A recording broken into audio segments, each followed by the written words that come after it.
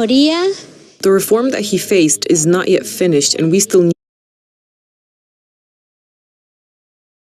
strength. He's a strong man, and I think he's going to come out of it. Nursing staff at the Rome hospital are very optimistic that he will be discharged in time for Palm Sunday celebrations. 1 year ago, Russian forces began their withdrawal from northern Ukraine after losing the battle for Kyiv. The Ukrainians' triumph soon turned to sorrow as bodies of murdered civilians were discovered in the recaptured town of Bucha. Our correspondent in Ukraine, Krzysztof Panek, has more. Bucha quickly became a symbol, a synonym of all Russian crimes committed in Ukraine. Russian forces occupied the town, located on the northern outskirts of Kyiv, for roughly a month. During that time, they sought out people who they thought could form a resistance movement, like veterans. When Russian forces finally retreated from the town, Ukrainian authorities discovered more than 450 bodies of killed civilians. A UN mission was able to confirm that at least 73 of those bodies, looked like if the people were summarily executed. The killings at Bucha ultimately led to an increase in support for Ukraine. Many Western leaders who traveled to Kyiv to meet with President Zelensky also took a short trip to Bucha to witness the destruction which the town suffered. Those killings raised Ukrainian morale, and they have also led to an increased support from the Western countries, which began to provide more of increasingly sophisticated equipment to help defend Ukraine. For TVP World, from Sarny, Krzysztof Panek. Ukrainian President Volodymyr Zelensky addressed the Austrian President and Parliament via video stream on Thursday. He thanked the country for their support and solidarity.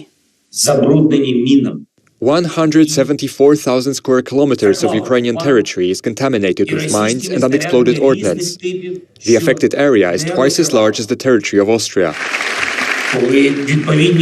When relevant issues are discussed at the UN General Assembly, the EU Parliament or other international platforms, it is important not to be morally neutral towards evil. This is not about geopolitics. It's about the fact that a human being must always remain a human being. 9 soldiers from the 101st Airborne Division were killed in a fiery helicopter crash in the United States. What began as a routine training mission quickly turned into a tragedy. Police, fire squads, and emergency services rushed to the scene of a tragic helicopter crash in North America's southeast. The crash took place here in Kentucky's Trigg County. Investigations into the cause of the crash are still ongoing. Troopers responded to the area and came across the wreckage of 2 military Blackhawks.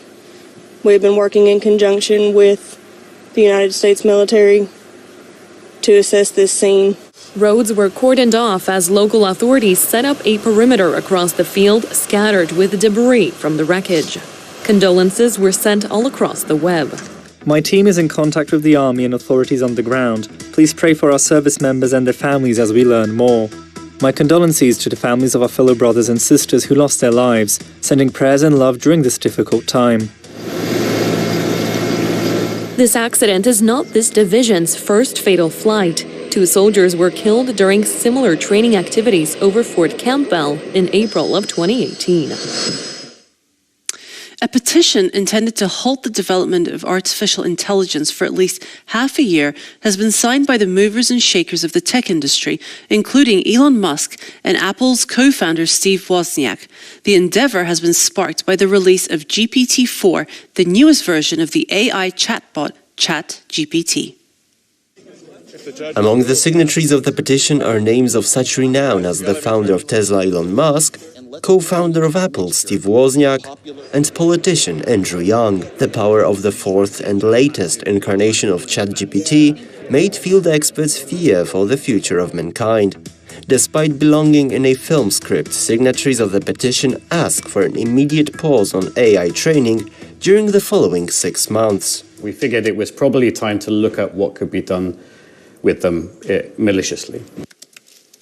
As stated by experts, though bringing a wide variety of advantages, AI will be used maliciously as much as it's used for the common good. Because of that, because there's going to be a lot of benign content created with these models, you can't just identify something as being malicious because it was created by AI. 21st century brought with it focus on innovation and development as multinational conglomerates and governments invest into the future. Steps forward, however, may be too big as mankind could struggle to adjust to the ever-progressing technology.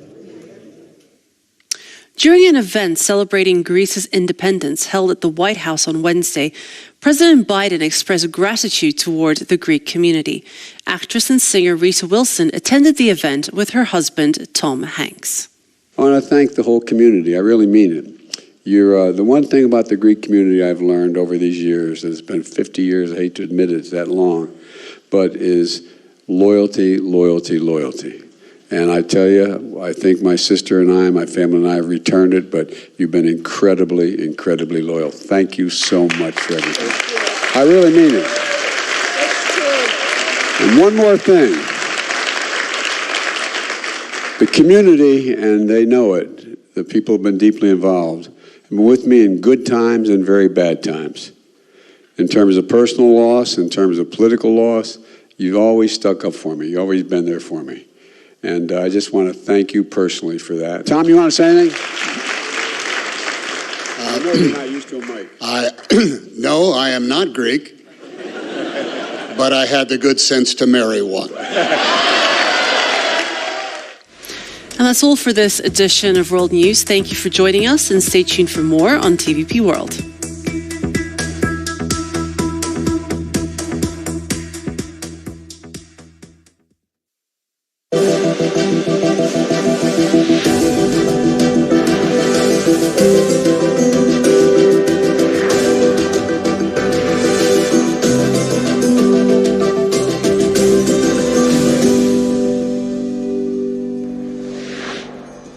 From the heart of Europe to the Caucasus and beyond, welcome to Eastern Express. I'm your host, Sasha Farbach. It wasn't too long ago that Russia held a very strong foothold in Central Asia, which was seemingly impervious to the increasing influence of China in the region. However, this situation drastically altered following Russia's invasion of Ukraine. The Kremlin's actions have significantly eroded Russia's power and influence on a global level, particularly in the nations of Central Asia. Is Moscow now also losing its grip in its own backyard? And what does China's resurgence signify for the countries of the region? Let's take a look at our report. Shortly after a high-profile meeting in Moscow with Russian despot Vladimir Putin, Chinese leader Xi Jinping turned to Central Asia and announced plans to hold a summit in May as the effects of Russia's invasion on Ukraine continue to ripple throughout the region. The announcement came just after the visit to Russia, where Xi and Putin heralded a new era in their relations, despite the effects of Moscow's invasion of Ukraine, which has far-reaching consequences for Central Asia. The Kremlin has traditionally viewed the area as its strategic backyard, but it has been ousted by China as a major economic force for the countries in the region. Moscow's war in Ukraine unleashed geopolitical and economic consequences, and China's role in the region has increased thanks to diplomatic summits and new initiatives aimed at separating the region from the West. Beijing once took a cautious stance in Central Asia to make sure it didn't upset Russia, as the Kremlin guarded its influence in the region. But that dynamic has changed in recent years. Beijing has expanded the scope and scale of the Shanghai Cooperation Organization and enhanced its leading role in the region through increased diplomatic engagement and growing security presence. This shift has created new opportunities for Beijing, which appears to be strengthening its influence along its western border at a time of intensifying competition with the United States. And now let's take a closer look at the issue. The China-Russia relationship with regards to Central Asia has long been characterized as a division of labor. China has taken the role of the region's principal economic partner. For instance, it provides countries like Turkmenistan with much-needed cash flow in return for the billions of cubic meters of gas it needs to sustain the Chinese economy. Additionally, significant portions of their international trade is with none other than Beijing. Russia, on the other hand, has been acting as the primary security provider. with Russian military bases in Tajikistan, and as the main supplier of weapons, Moscow has had a stable foothold in the region. Furthermore, the Russian response to NATO, the CSTO, has Kazakhstan, Kyrgyzstan, and Tajikistan in its ranks, meaning their militaries are as intertwined as can be, ready to respond. That all changed in February of last year when the world gasped as Russia burned its bridges with the West. It is impossible for Moscow to have a focused presence anywhere else than Ukraine at the moment. We've recently reported on this broadcast that Russia was unable to fulfill its military contracts with India. The situation is no different with Moscow's allies and neighbors in Central Asia. As if it was waiting for such a development, China has recently assumed a more active role in regional security affairs. As a result, the China-Russia dynamic in Central Asia may be due for a reassessment, but to whose benefit? Time will tell how current events may shape the region for the future. And now, here to shed more light on the issue is Bruce Pannier, expert on Central Asia from Radio Free Europe, Radio Liberty. Good to see you again, Bruce. Thanks so much for joining us. Thank you. Pleasure to be here again.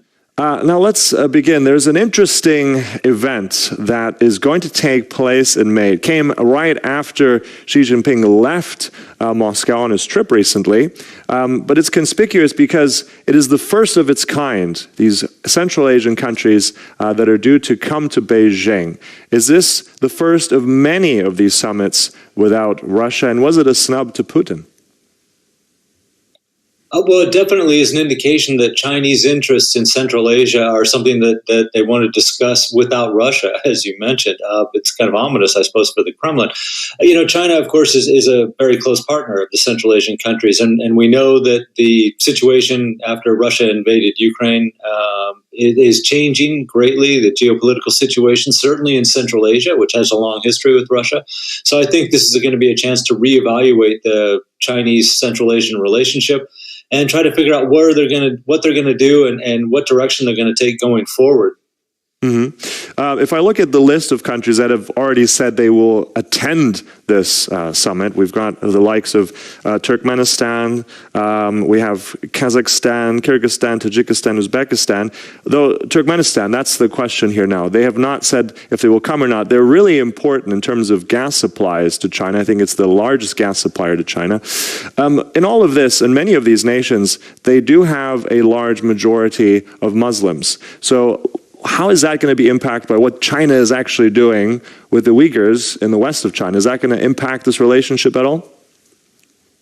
You would think it would. And I think more on the popular level, among the people, that this is very problematic, that their governments are so close to the Chinese government.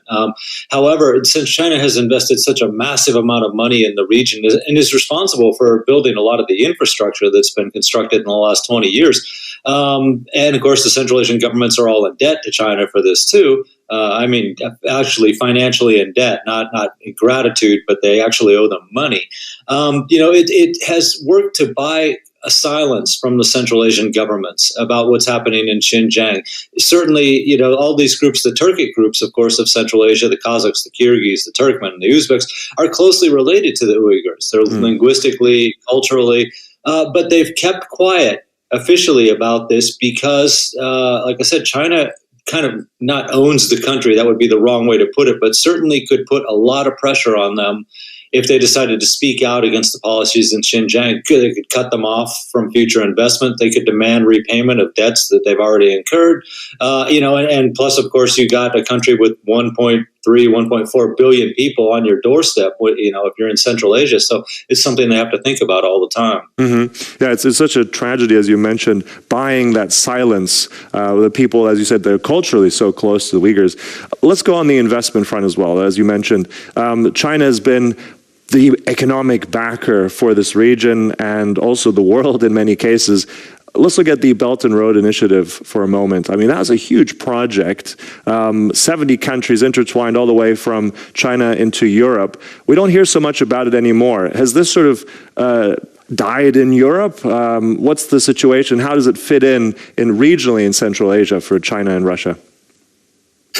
Well, the interesting thing about Belt and Road was that, after the turn of this century and even at the end of the 1990s, China started to develop these projects in Central Asia, pipelines that carried oil from Western Kazakhstan, thousands of kilometers, the gas pipelines from Turkmenistan that go to China now, which are also thousands of kilometers. China improved the road system in Central Asia, improved the railway system, and built new railways, everything leading to China, of course. So really, by the time that Xi Jinping shows up in Kazakhstan in September 2013 and says the words Belt and Road Initiative, most of this infrastructure is already in place in Central Asia. And I've always wondered if they looked at their success in building up the infrastructure in Central Asia and considered that maybe this was a model for something that could be developed more globally and that they could expand that. So it won't hurt Central Asia so much if China withdraws a little bit or is not so enthusiastic about Belt and Road in the future, because in fact, almost everything that China wants from Belt and Road in Central Asia is already in place. Yeah.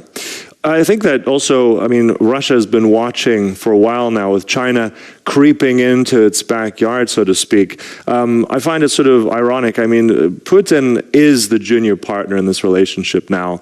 With Xi Jinping and China being more assertive, pushing in, how is that going to impact the relationship between these countries? They still are very economically bound, in particular Kazakhstan and others, to Russia. Is that going to shift now? Is China going to be more aggressive in trying to get more resources and more business connections there? Well, it's certainly, one, Russia's war in Ukraine, and two, the Chinese-Russian relationship are something that the Central Asian governments are watching very, very closely. They have become accustomed to balancing their relations between Russia and China. So, of course, the big question now is will that balance tilt toward China? It's difficult to say. The one thing about China that I think all the Central Asian governments appreciate is that their influence in Central Asia has been steady. It hasn't diminished and it hasn't, increased dramatically. It's always been fairly even for the last 20 or 25 years. And that's true today, that even when during the pandemic recently, when the oil prices dropped 2014, 2015, when there was a global economic crisis in 2008, Chinese investment and Chinese assistance in construction in Central Asia continued at the same pace as it always had been, and that's true today. I mentioned they built most of their big projects, so those are all taken care of and out of the way. But there's a question going forward of exactly what role China will play in Central Asia. Again, the Central Asian governments are all in debt. The peoples of Central Asia are worried about being too much under Chinese influence and also concerned about what China's future intentions are for the region. So this is also another problem. China has been very skillful in the last few months of maintaining the same relationship it's had with Central Asia for years and years, and without drawing too much attention from the Kremlin. That China hasn't expanded its relations with Central Asia suddenly at the expense of Russia. So it seems to be, even Beijing seems to be waiting and seeing how this plays out in Ukraine before they make any big further moves. And maybe that's part of what's going to happen in May. So they're going to announce some kind of new initiatives. But China understands Russia's history in Central Asia and has not done anything that would make the Russians feel that they were about to be replaced by the Chinese anytime soon. Well, it's always China playing the economic card, really, and Russia very much playing the security card in some instances in the Central Asian region. Let's also look at the Shanghai Cooperation Organization. That's also now very important for this region, China playing that role. It was founded in Shanghai itself. It also now includes 4 nuclear powers, if I look at the list, as well, Pakistan and India. So how is that going to balance out in this region as well? That's a powerful new order that's shaping up, isn't it? Yeah, it is, certainly on paper. As you mentioned that Pakistan and India are in this, and of course they have their own problems, so that it's kind of curious. And of course India and China are not on especially good terms often. Iran is about to become a member. Saudi Arabia is on track to become a member too. And although there's been a rapprochement between Iran and Saudi Arabia recently, their relationships historically have not been too good. So one wonders how much cooperation there really is in the Shanghai Cooperation Organization. Looking at it from the Central Asians' perspective, 3 of those countries were original members of what was then the Shanghai called the Shanghai Five in 1996. That would be the border countries, Tajikistan, Kyrgyzstan, and Kazakhstan. Uzbekistan joined in 2001. And they've watched as their own role in the SCO has diminished over the time because of the addition of these new partners. All of a sudden, it was Russia, China, Kazakhstan, Kyrgyzstan, Tajikistan, and Uzbekistan, and now you've got the addition of Pakistan, India, Iran, and the Central Asians are kind of quiet about this, but the now deceased Uzbek president Islam Karimov had said when they were talking about letting India and Pakistan in that it would make Central Asia less than even junior partners. He was very concerned about the role that Central Asia would have in that, and whether they wouldn't just be dominated by these other huge states that were coming in. It's curious. The Central Asians are glad to be part of that organization just because, like I said, on paper it looks huge. I mean, this is an amazing, enormous percentage of the world population is represented by the countries that are in this. But if you look at Central Asia's population and its economic potential, it's far outweighed by its other partners, and they are wondering if they're going to have a voice in this organization in the future, or if they're going to be made to go along with decisions that the bigger powers decide. Right. And those bigger powers, I mean, more or less it's the choice really between Russia, which is already integrated in that region, for Central Asia, and China as well. I mean, in these two still major players, there is not really much room for the West. I mean, are these Central Asian nations going to risk potentially also forging closer ties with Europe or the United States, or is this now sealing up to be China's backyard? That's an interesting question. They haven't. I would imagine they're always going to want to maintain some kind of good relations with the West, if for no other reason than to balance their own sovereignty and territorial integrity situations. And also I would mention too that the European Union is actually Kazakhstan's leading trade partner. They want to have relations with the West. Again, I think even the governments are hesitant about having any more Chinese influence in the region than they have right now. They appreciate the money. They appreciate the consistent funding and aid that China is able to give them, but they are also concerned that they will fall too far under Chinese influence. And like you said, maybe they end up being part of China's backyard.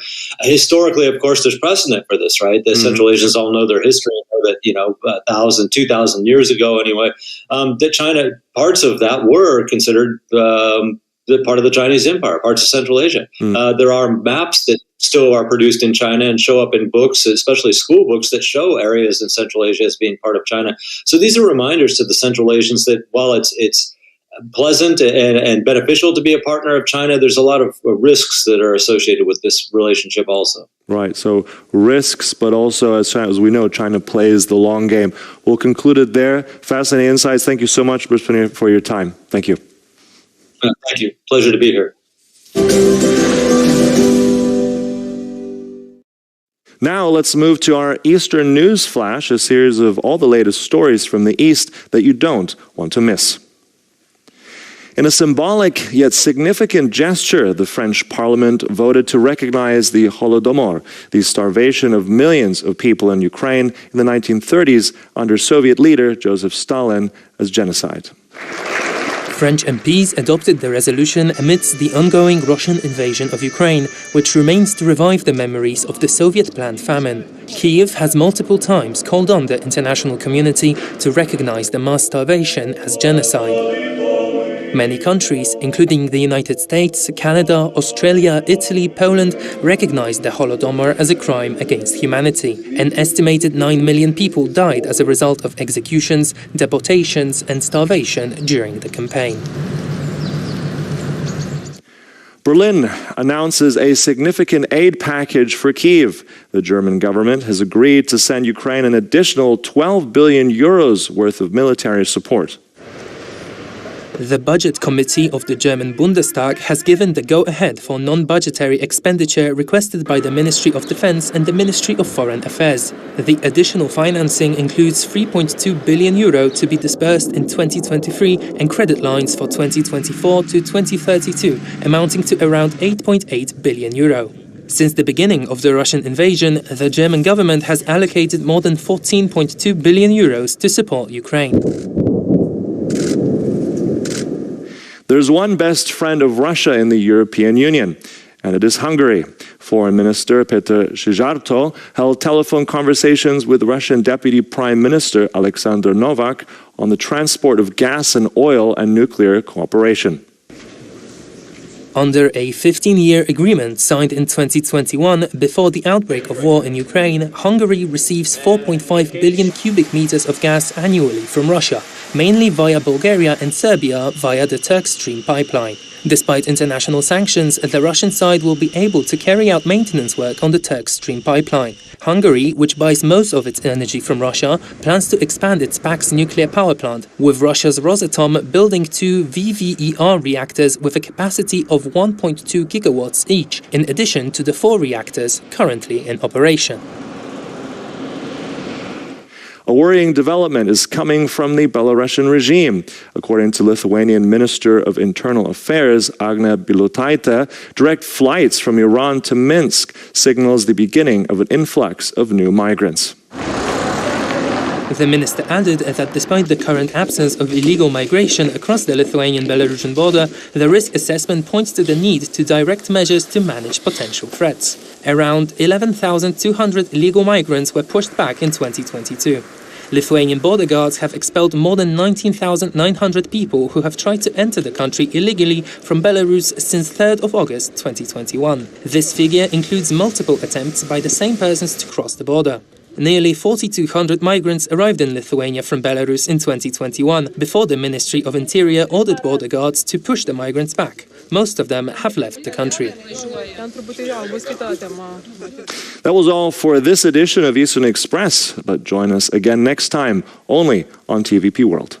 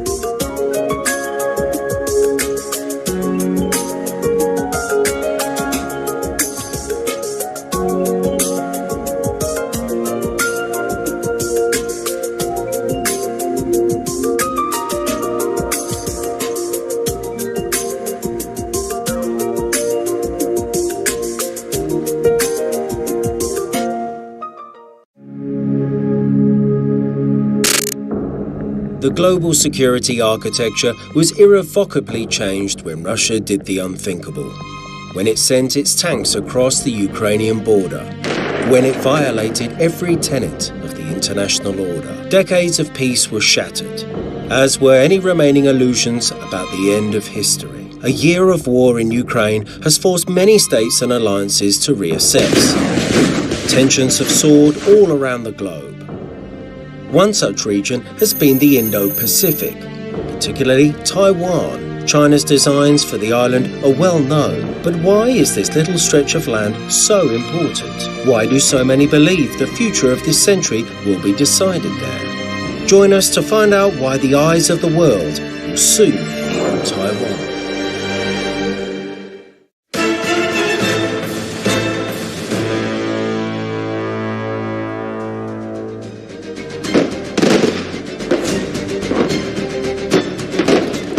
For many Taiwanese, these sites mean that the armed forces are always at the ready, and that the threat of an invasion is very real.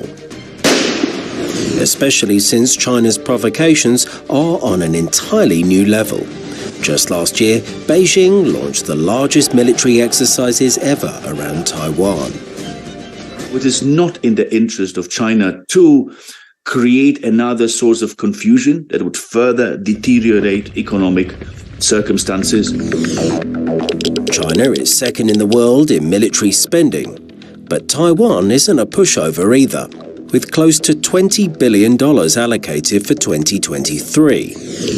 On paper, Beijing has an incomparably larger military. Manpower alone isn't everything, however. China cannot commit its entire military against Taiwan. It has to guard its borders against rivals like India and Russia. Taiwan is not without friends too. Both America and Japan are in its corner, were China to try anything like a full-scale invasion. Recently, the countries have been forging a closer alliance. Why? To bring stability to the region. Taiwan plays a crucial role in this budding alliance. It is part of the first island chain, the most important part of the United States national defense strategy in the Pacific. Taiwan is located right in its center. If China wants to be the region's leading power, it needs Taiwan. A full-scale invasion of Taiwan would be a complicated operation. Cyber attacks and a naval blockade would precede an amphibious assault. With Taiwan surrounded and cut off, thousands of Chinese troops would cross the Taiwan Strait. A gruesome war of attrition would follow, each landing and each mile costing thousands of lives. Usually, this idea seems unthinkable. We believe that they endeavor to establish a new normal, but whether or not that means that an invasion is imminent, I seriously doubt that. But is the unthinkable actually as impossible as it used to be? A war between China and Taiwan could very well break out. Taiwanese Foreign Minister Joseph Wu says it could happen as early as 2027. It is increasingly ambitious that China would like to change the status quo of the Taiwan Strait. They would like to do it by invading Taiwan. Why then? Xi Jinping's third term as president will end in 2027. China's chairman of everything will want to leave behind a legacy rivaling Mao's. Conquering Taiwan has been the dream of many communist Chinese leaders. Xi wants to be the first one to do it. Whether this means an invasion will happen in 2027 or at another date remains to be seen.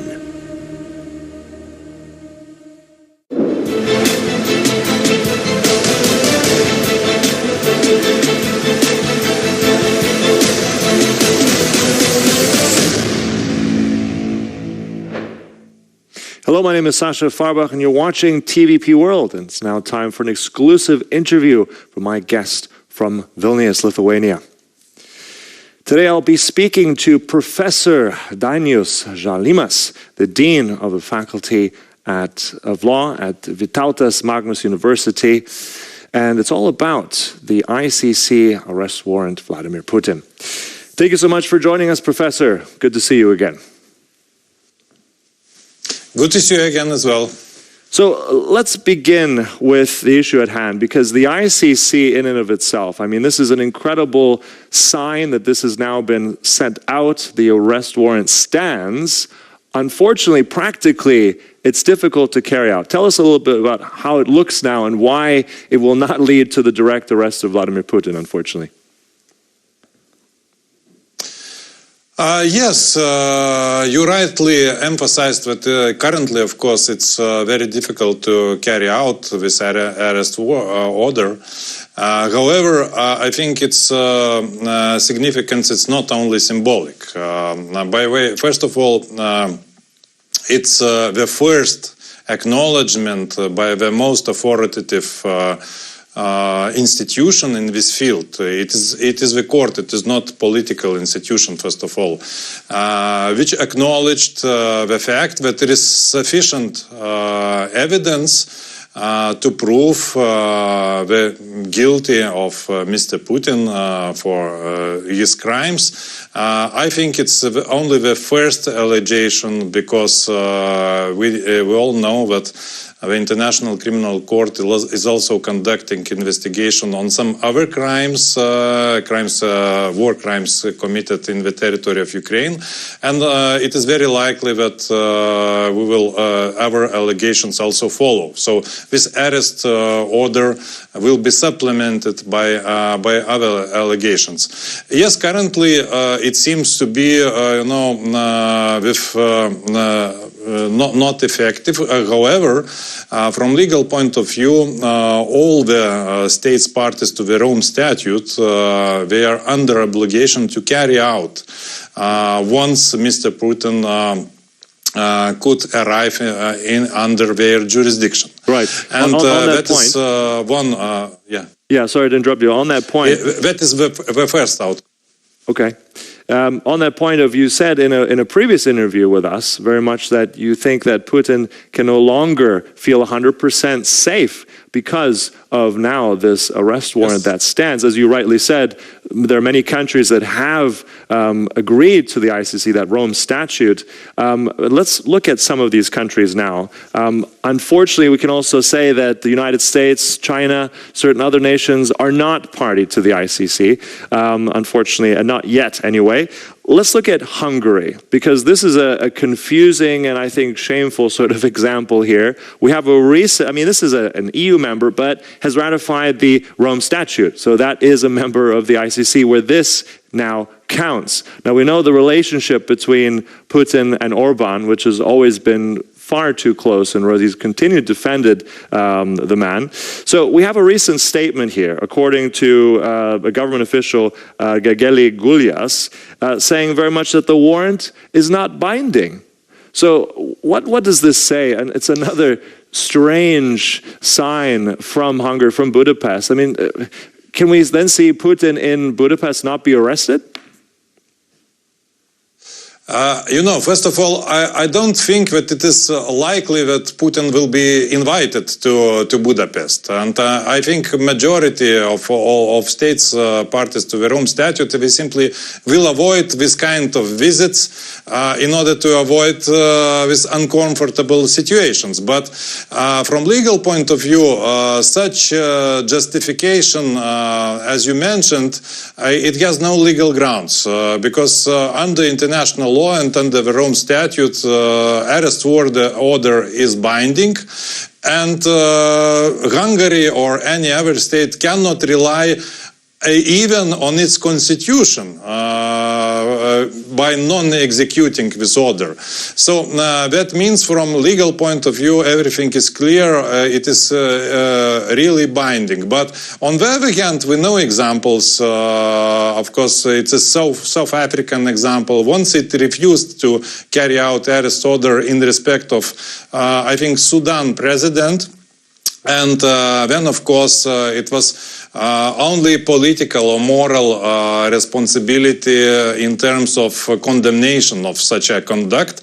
Of course, we should remember all that the cooperation, execution of all the orders of the International Criminal Court is dependent, as rightly said by the president of that court, on international cooperation in good faith. Mm-hmm. But I think, from legal, one is assessment from legal point of view. Hungary, of course, is wrong when it states that arrest order is not binding on it.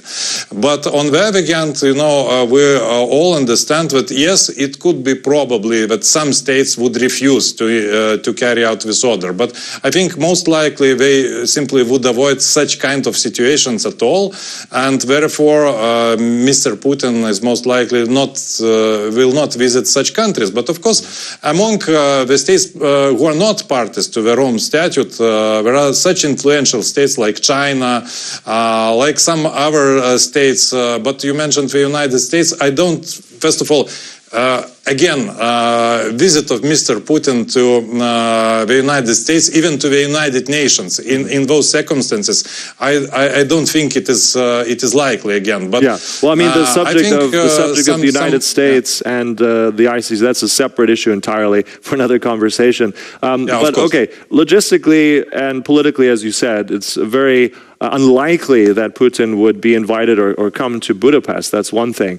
But there are other invitations. You mentioned briefly South Africa and South Africa's refusal also then to honor the request to arrest the Sudanese president. So if we look at that as well, I mean, there's a BRIC summit that is coming up this year. I believe it's in the summer or the early autumn.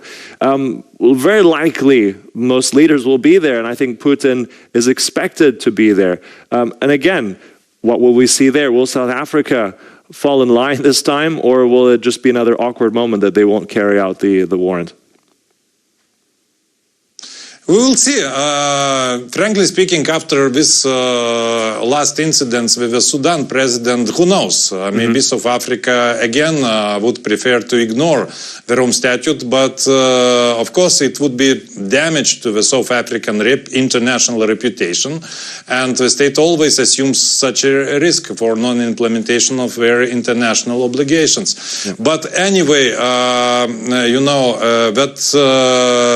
only confirms that when such a situation arises, that Mr. Putin is not likely feeling, safe in any case, because who knows, maybe South African position will be changed. And even when he visits, for example, the states which are not parties to the Rome Statute, we should all remember that under international law, because we have international crimes, all the international community under general international law is committed to cooperate in persecuting persons who are responsible for such kind of crimes.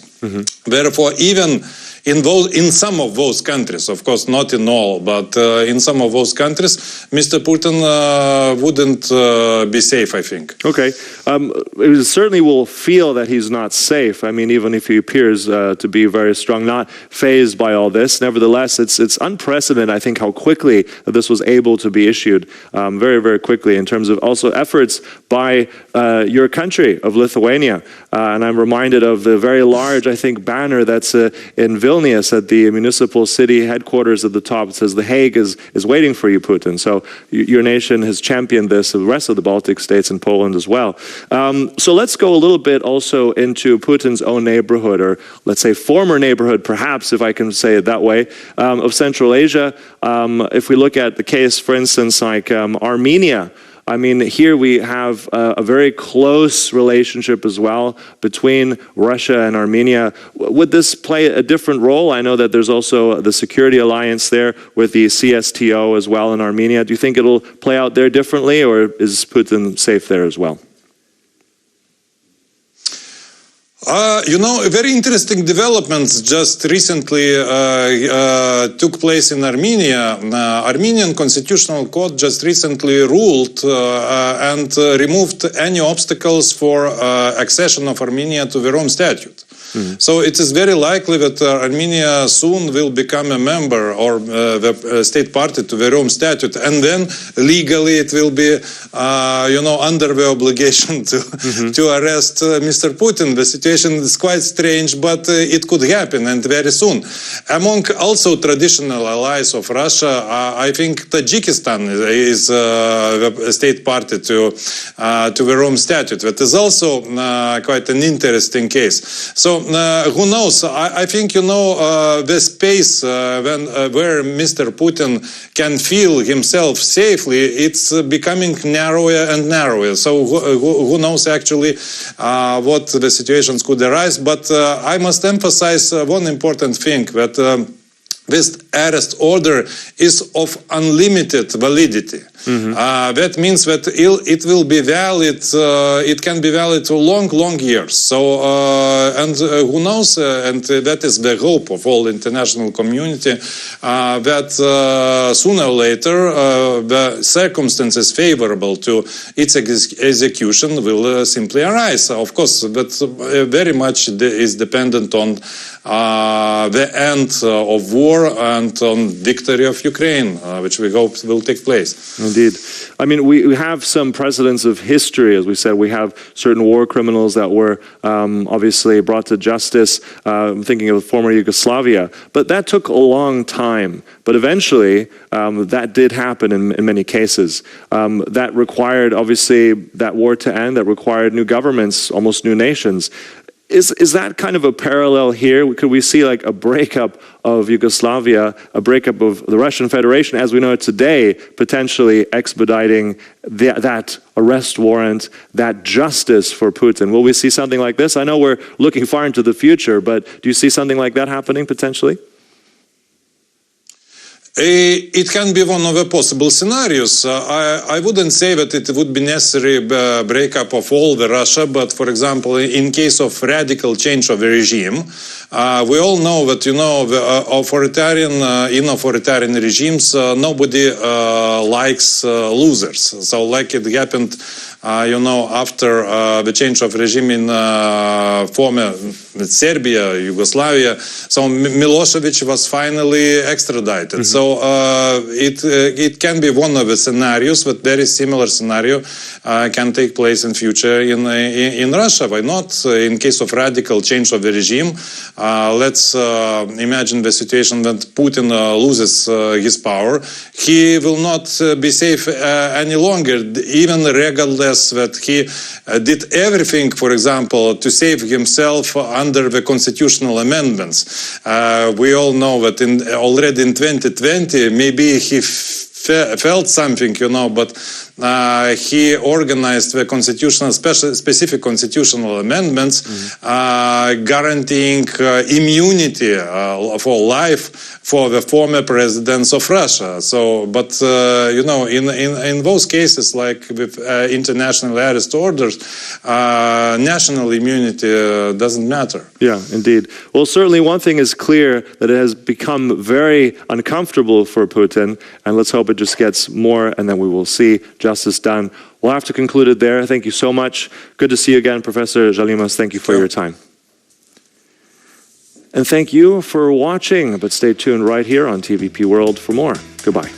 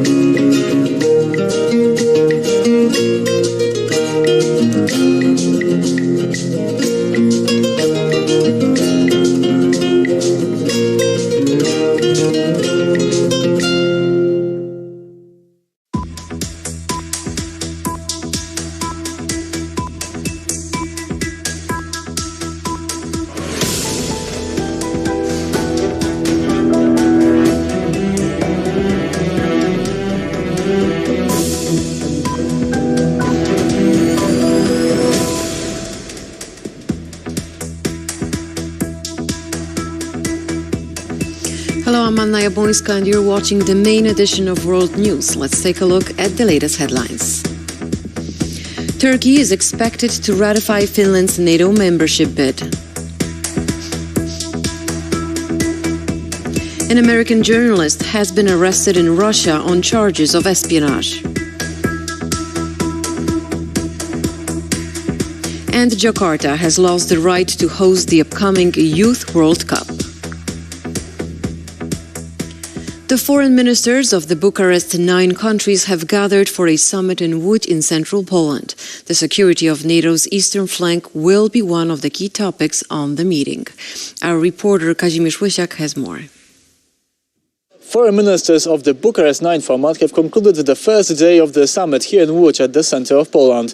The meetings are taking place right behind me at the Israel Poznański Palace, and the foreign ministers of these countries will be discussing various security concerns connected, of course, with the ongoing Russian invasion of Ukraine. The B9 format was established in 2015 as a response to the illegal annexation of Crimea by Russia in 2015, and it was established by Polish and Romanian presidents Andrzej Duda and Klaus Iohannis. The foreign ministers will be discussing also the unified front, which they will be presenting at the upcoming NATO summit in Vilnius, which will be in July. So they want to present a unified front and maybe some solutions for the future of NATO's defense of its eastern flank. The B9 consists of countries such as Bulgaria, Czech Republic, Estonia, Hungary, Latvia, Lithuania, Poland, Romania and Slovakia. So foreign ministers of all these countries have come here to Łódź to discuss these issues. They are also joined by some special guests from Spain, but also Sweden and Finland, so the 2 countries which are applying to join NATO, and this could happen in the coming months. So be on the lookout for more information here from Łódź, as tomorrow there will be an official plenary session, and afterwards there will be a press conference where the foreign ministers will be delivering their statements. From Łódź for TVP World, Kazimierz Łysiak. Turkey is expected to ratify Finland's NATO application, which would remove the last obstacle in the Nordic countries' accession to the alliance. Hungary and Turkey still refuse to ratify Sweden's membership, however, putting the future of its accession into serious question. Finland will perhaps be the most important NATO country to join since the 2004 enlargement, including the Baltic states and Romania. Its expansive border with Russia is a crucial element of the eastern flank. The Finns know better than most just how dangerous Russia is, and their soldiers are always at the ready. But as Finland has been welcomed into the NATO family, the issue of Sweden remains wide open. Both Hungary and Turkey are hesitant to ratify its membership. We expect certain measures from Sweden, and they must be implemented. Until these are fulfilled, the membership will not happen. NATO membership is perhaps the only guarantee a European country may have that Russian boots will not cross its border, which is why it was so important for Lithuania to join 19 years ago. Today, the country is celebrating its membership anniversary. This was the day that essentially decided our destiny. A geopolitical breakthrough happened. Since 2004, NATO has constantly been active in the Baltic states. The latest Crystal Arrow exercises are proof that NATO will not abandon its members in a time of need. We're ready and we're prepared to act in a defensive nature here, but that we're ready on a moment's notice should Russia, her allies, or any other adversaries threaten Latvia, threaten Europe. NATO has also proven critical in aiding Ukraine in its fight against Russia. Ukrainian soldiers are fighting using NATO equipment with hopes that one day their country will fulfill its dream of joining the alliance proper. 1 year ago, Russian forces began their withdrawal from the northern Ukraine after losing the battle for Kiev. The Ukrainians' triumph soon turned to sorrow as bodies of murdered civilians were discovered in the recaptured town of Bucha. Our correspondent in Ukraine, Krzysztof Panek, has more. Bucha quickly became a symbol, a synonym of all Russian crimes committed in Ukraine. Russian forces occupied the town, located on the northern outskirts of Kiev, for roughly a month. During that time, they sought out people who they thought could form a resistance movement, like veterans. When Russian forces finally retreated from the town, Ukrainian authorities discovered more than 450 bodies of killed civilians. A UN mission was able to confirm that at least 73 of those bodies looked like if the people were summarily executed. The killings at Bucha ultimately led to an increase in support for Ukraine. Many Western leaders who traveled to Kyiv to meet with President Zelensky also took a short trip to Bucha to witness the destruction which the town suffered. Those killings raised Ukrainian morale, and they have also led to an increased support from the Western countries, which began to provide more of increasingly sophisticated equipment to help defend Ukraine. For TVP World, from Sarny, Krzysztof Panek. Ukraine remains a major producer of grain, and countries around the world rely on its continued exports. Ukrainian farmers, however, are struggling to adapt to the new conditions. The Russian invasion has brought on a significant decrease in Ukraine's agricultural production capacity. We spoke with a representative of the All Ukrainian Agricultural Council to find out more about the situation of Ukrainian farmers and their prospects for the future. In general, Ukraine will not be able to seed roughly 7 million hectares of its arable land due to the war. Some areas are temporarily occupied, others are mined, while others are still inaccessible due to ongoing hostilities. Where in 2022 we harvested about 54 million tons of grain and legumes, in 2023 this figure will be down to anywhere between 43 and 44 million tons. Many farmers had to abandon their fields after being called up to defend their country in the ranks of the armed forces. The agricultural sector is not considered critical enough for a draft exemption to be carved out for farm hands. In fact, farmers appear to be called up for army service disproportionately often. We have to deal with the fact that since the first days of the war, a significant number of Ukrainian farmers and farmhands have been mobilized into the armed forces of Ukraine. This is because the skills the people in the countryside have are very much in demand in the army. Driving heavy military equipment is one such skill. To alleviate their problems, farmer interest groups have been lobbying the government for tax exemptions and preferential loans. They also want to retain the preferential access to EU markets, angering some European producers. It would be very optimistic to say that the worst is behind us. Compared to the situation before the invasion, we have regressed roughly 3 to 4 years in the agricultural sector. After the war, we'll need 2 to 3 or in the worst case up to 5 years to make up for the losses and return to the pre-war production levels. Farmers also stress that their sector is an important source of tax income for the Ukrainian government. Without its output, sustaining large armed forces needed to defend the country would become much more difficult. Wall Street Journal reporter Evan Gershkovich has been arrested by Russian authorities in Yekaterinburg. The FSB claims that he was collecting classified information and could face up to 20 years in prison. Gershkovich is an accredited journalist with the Russian Foreign Ministry and has lived in the country for 6 years. Just prior to his arrest, he was working on a story about the Wagner mercenary group, which has been heavily involved in the Russian invasion of Ukraine. Since the invasion, reporting from inside of Russia has become incredibly difficult for Western journalists. Gershkovich is the first foreign reporter to be charged with crimes since the war started. He's also the first American reporter to be charged with espionage by Moscow since the Cold War. 9 soldiers from the 101st Airborne Division were killed in a helicopter crash in the United States. What began as a routine training mission quickly turned to tragedy. Police, fire squads, and emergency services rushed to the scene of a tragic helicopter crash in North America's southeast. The crash took place here in Kentucky's Trigg County. Investigations into the cause of the crash are still ongoing. Troopers responded to the area and came across the wreckage of 2 military Blackhawks. We have been working in conjunction with the United States military to assess this scene. Roads were cordoned off as local authorities set up a perimeter across the field, scattered with debris from the wreckage. Condolences were sent all across the web. My team is in contact with the Army and authorities on the ground. Please pray for our service members and their families as we learn more. My condolences to the families of our fellow brothers and sisters who lost their lives, sending prayers and love during this difficult time. This accident is not this division's first fatal flight. 2 soldiers were killed during similar training activities over Fort Campbell in April of 2018.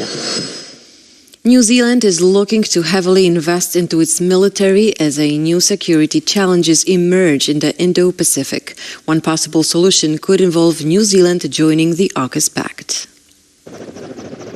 A new power may be growing in the Pacific. At a time when countries like China are becoming increasingly aggressive, AUKUS may be what the region needs. But what is it exactly? It's a trilateral security pact between Australia, the United Kingdom, and the United States. One of its main purposes is this: nuclear-powered submarines. As part of the pact, the US and the UK are to help Australia obtain them. But AUKUS may soon become bigger by one member. I think as the next few weeks, as we start to shape up some of the long-term questions for us, AUKUS will be one of them. New Zealand has struggled to maintain its army and navy. AUKUS could provide the investment boost that it so desperately needs. I think the longer-term challenge is that, and our partners and neighbours will say to us, we expect more. This growing alliance is a thorn in China's side. It offers yet another counterweight to its power and ambition in the region. Statements such as these more than prove it.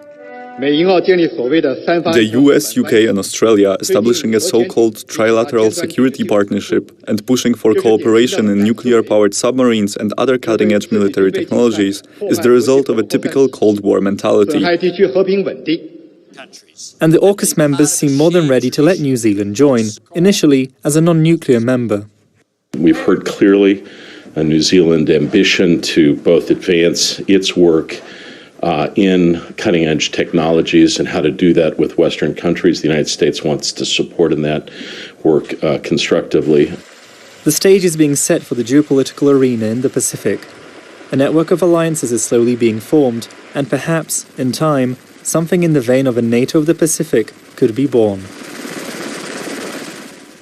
Pope Francis will spend a few days in the hospital for treatment after coming in for routine checks. According to an official statement from the Vatican, the Pope was diagnosed with a respiratory infection after complaining of breathing difficulties. Pope Francis was admitted to the hospital for a series of pre-scheduled medical tests, but will now remain there for a few days following announcements of a respiratory illness. Vatican sources quickly discarded any news on COVID-19. I am touched by the many messages received in these hours, and I express my gratitude for the closeness and prayer. The Pope was taken to the hospital following his weekly general audience at the Vatican, where he appeared to be in good health. Supporters gathered near the hospital. The Pope is very human and also very close to us young people. He is a different Pope from those before him. We're concerned and sad. faithful in the Pope's hometown in Buenos Aires also prayed for a speedy recovery. Un gran deseo de mejoría. The reform that he faced is not yet finished, and we still need him. May he get the strength and energy we sent him from here. We are praying for him, for his health and his strength. He's a strong man, and I think he's going to come out of it. Nursing staff at the Rome hospital are very optimistic that he will be discharged in time for Palm Sunday celebrations. To Jakarta residents' great disappointment, Indonesia will not host the upcoming FIFA Under-20 World Cup. FIFA's decision follows a refusal by Bali's governor to welcome the Israeli team. The banners placarded in Jakarta to announce the much-anticipated FIFA Under-20 Soccer World Cup tournament have lost their utility in a matter of a day. On Wednesday, FIFA decided to remove Indonesia as the host of the next Under-20 Soccer World Cup tournament, whose kickoff was scheduled for May 20th this year. The given reason read, current circumstances. What hides behind this byword is a refusal by Wayan Koster, governor of the resort island of Bali, to host Israel's team.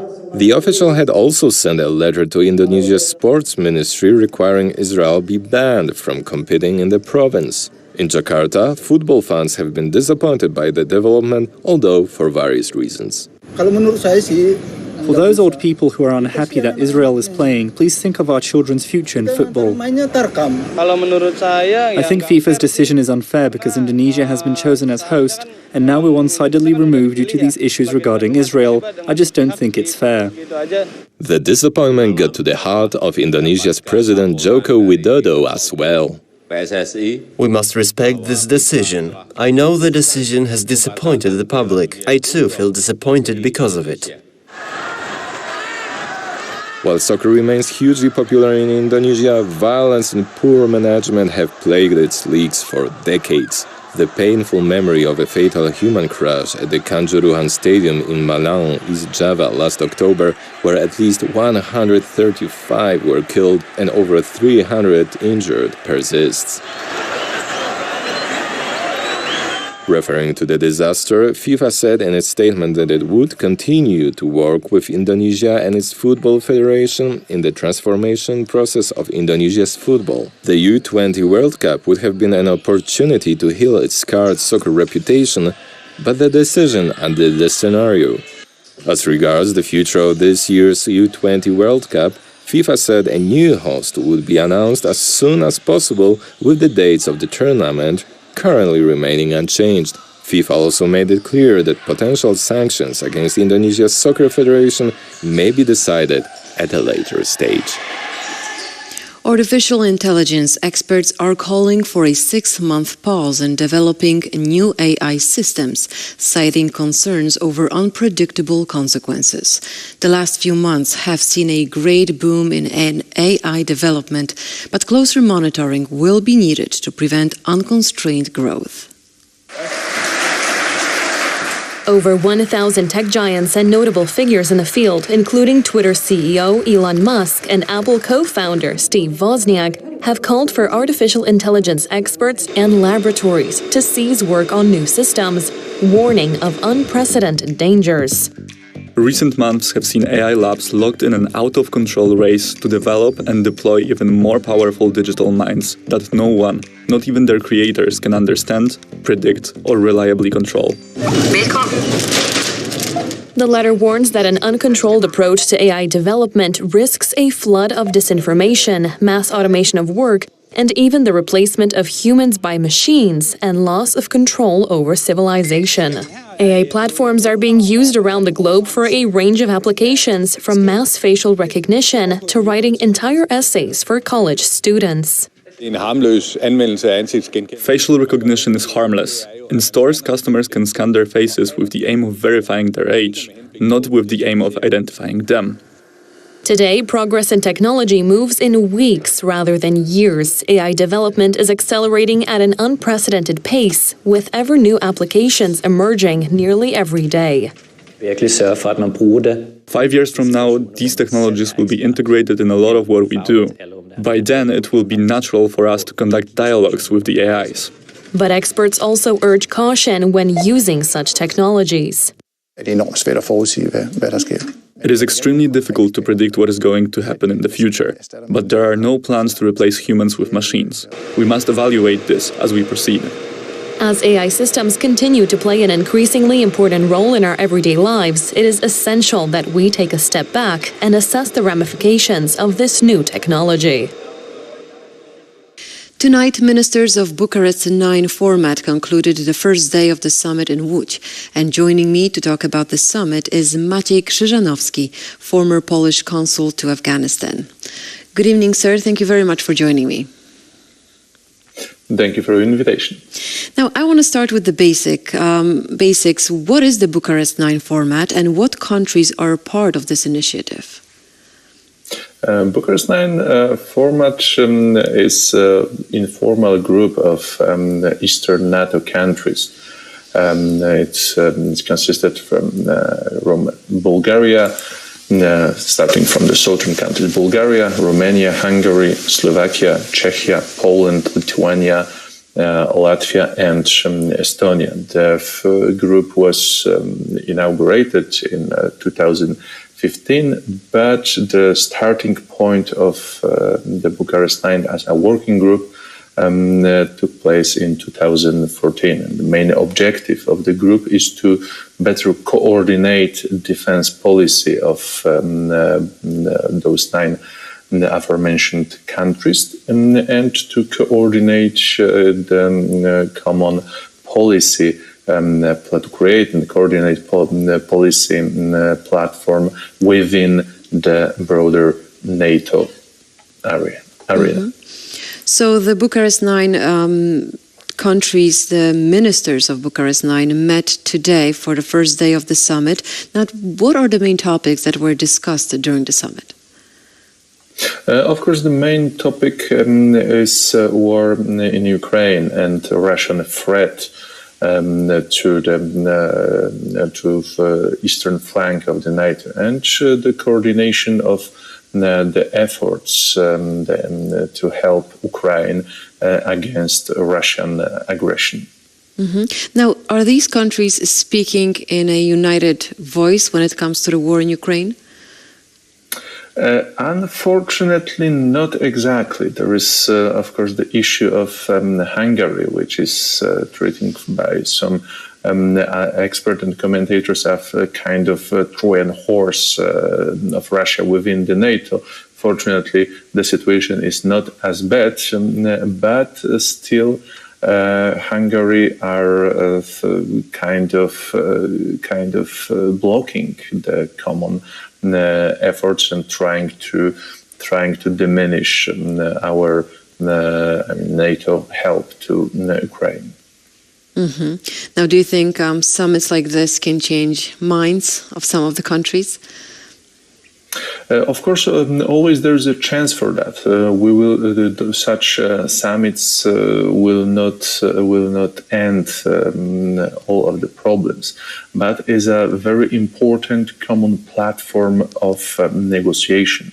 We will not change the rest of the 8 countries will not change the Hungarian policy in one meeting, but a common pressure and negotiation, maybe a compromise, is still possible.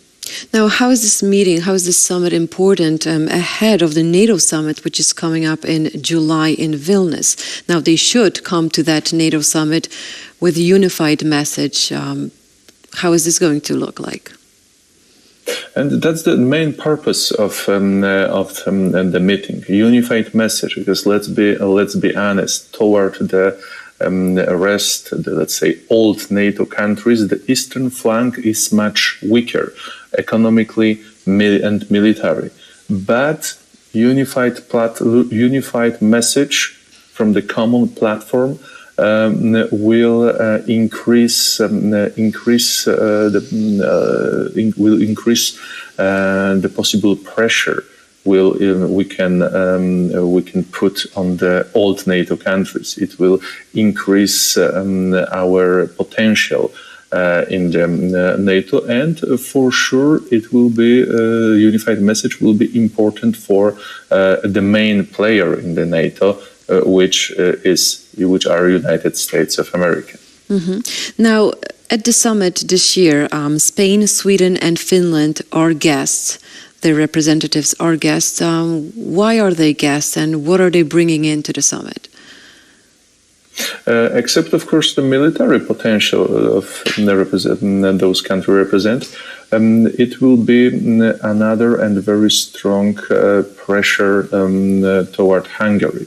Yes, at the moment, Hungary are playing games with NATO partners and with candidates to join NATO, which are Sweden and Finland.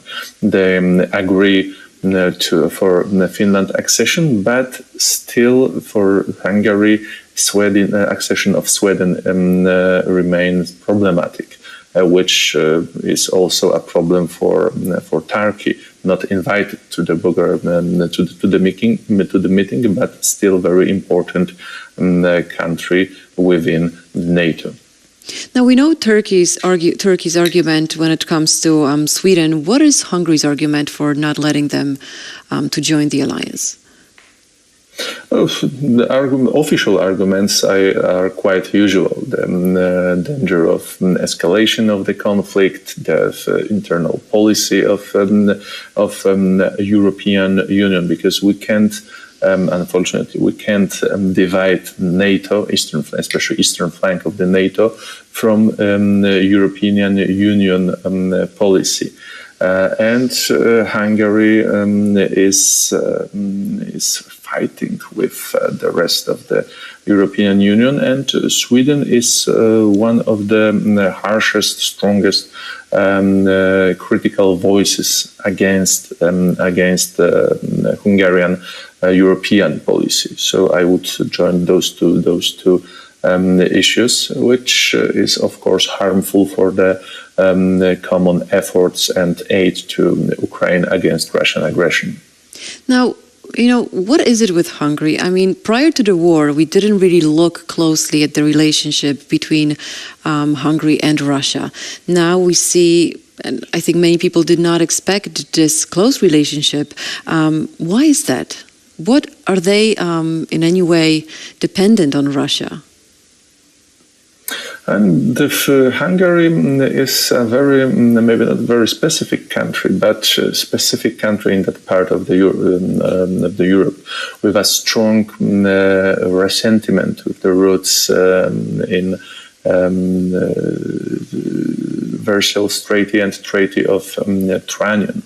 And that resentment is a base for one of the bases for the Viktor Orban policy toward European Union. And as Hungary wants to be once again, maybe not a superpower, but a regional power, huge regional player, Hungary was forced to rely on Russia to counterbalance influence of the Western Europe. And now we can observe the results of many years of such policy.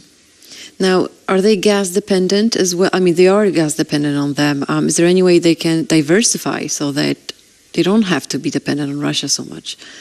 Of course, they don't have to. Of course, the transformation is painful. I mean, it's quite expensive, but there are multiple ways to suspend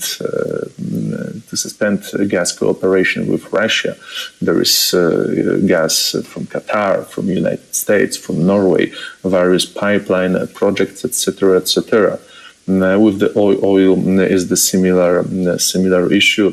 Another issue is, of course, Hungarian nuclear power plants, which are maybe not controlled, but influenced by Russia. But we have France, a European nuclear superpower we can rely on. So Hungary, by any means, is not forced to cooperate with Russia. It's a choice of Prime Minister Orban and a choice of his party.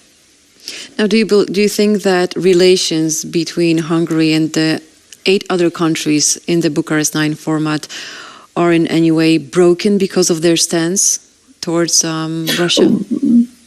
Definitely not broken. It would be too much to say, but for sure, there at the moment the relation as sore, not as good as it used to be, not as good as it could be, but still, fortunately for us, Hungary are a loyal partner in the NATO, but a stubborn one.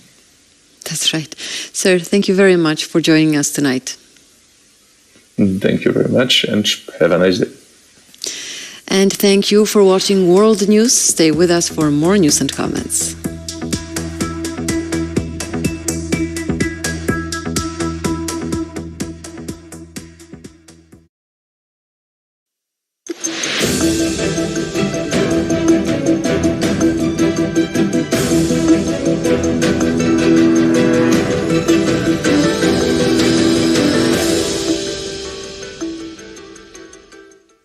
Hello, I'm Elash Lewiński and you're watching World Today, live from Warsaw. The list of Russian war crimes in Ukraine is a long one, with virtually every week bringing more horrifying additions to the litany of atrocities. But beyond the mass executions, beyond the sustained bombardment, the terror, death and destruction, there is one particular type of war crime that has shocked public opinion worldwide. Thousands of Ukrainian children have been taken away by Russia, their whereabouts often unknown, their fate uncertain. It is these forced deportations that have ultimately landed Putin his invitation to The Hague. But before that happened, countless families in Ukraine have been ripped apart. We'll be looking at the issue in greater detail in just a moment, but first, a brief introduction.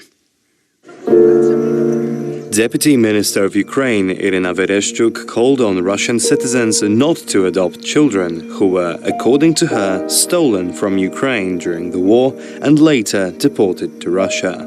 Over the course of the past 13 months, millions of people have been forced to flee from Russia's aggression on its neighbor. The number applies to both families and children.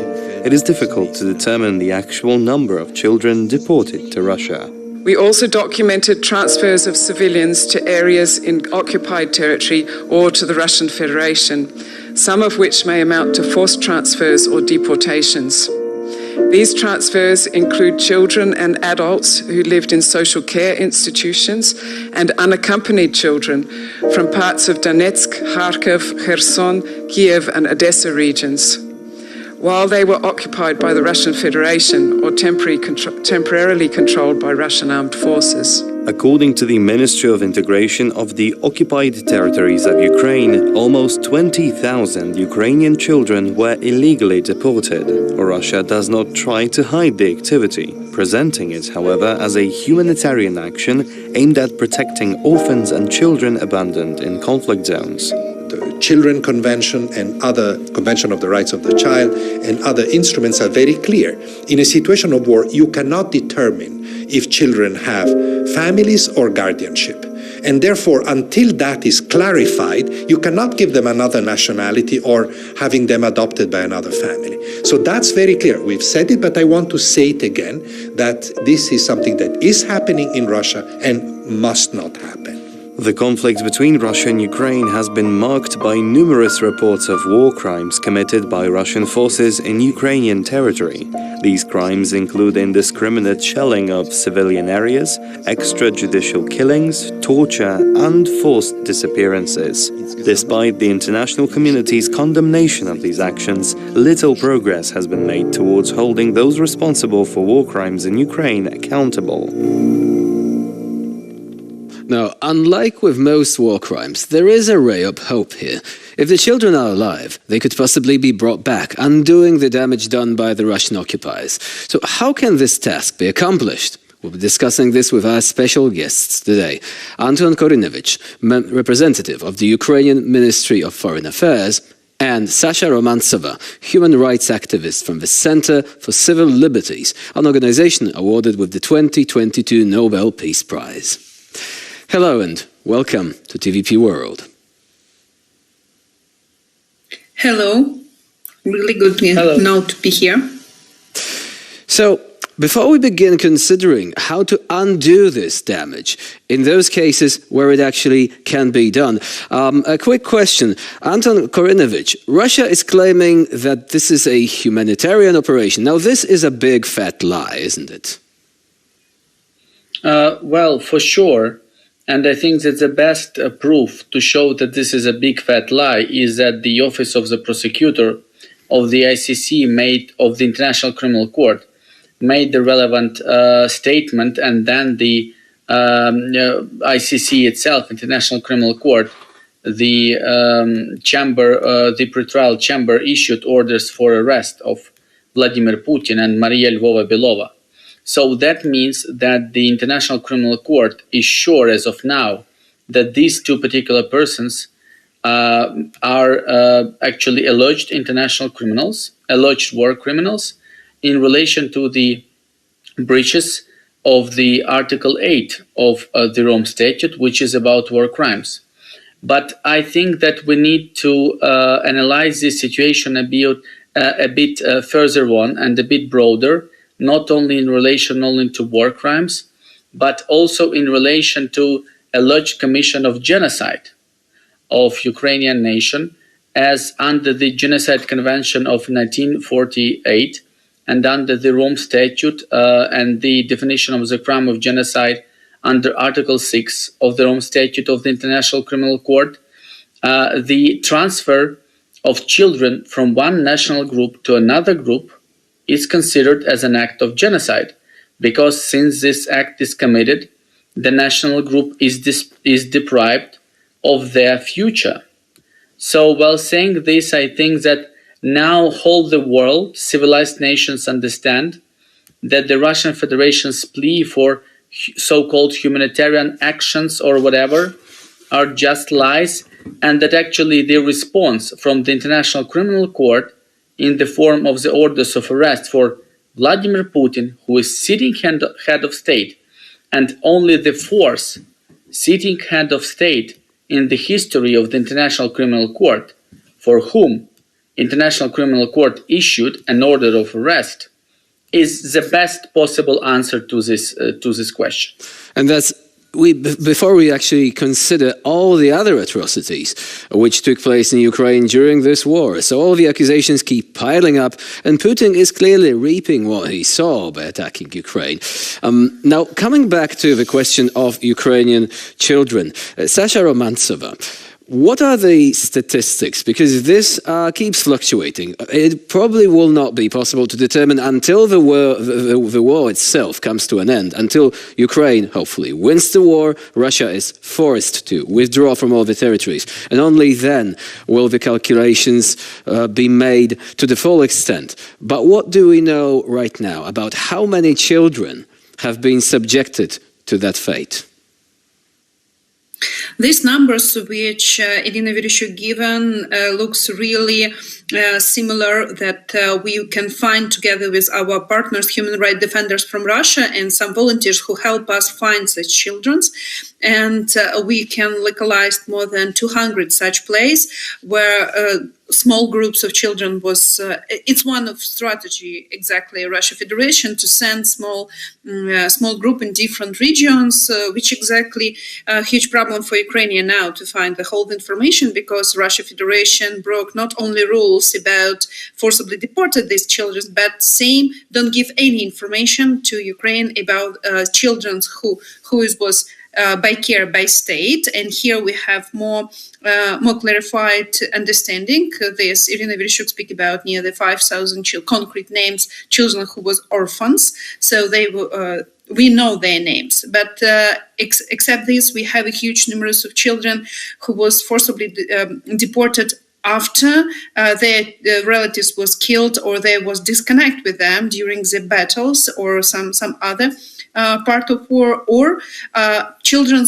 which exactly was disconnected with parents who not passed so-called filtration. And here we have concrete families, concrete relatives who ask such filtration appeal to us. So, like human rights defenders, we don't have all the numbers, but we understood that numbers, which exactly given by state, really looks like true, and that means that it's thousands of children which we need to find, to clarify where they will be sent, in which conditions, in which family they give them, or if it's not family, which objects, like, I don't know, orphan houses or other places start to be their homes in the Russia Federation. And we need, I think after victory, we need to prepare a special program to reintegrate back these children and give them all the rights which exactly they have, like humans, like Ukrainian citizens, which exactly much more than Russian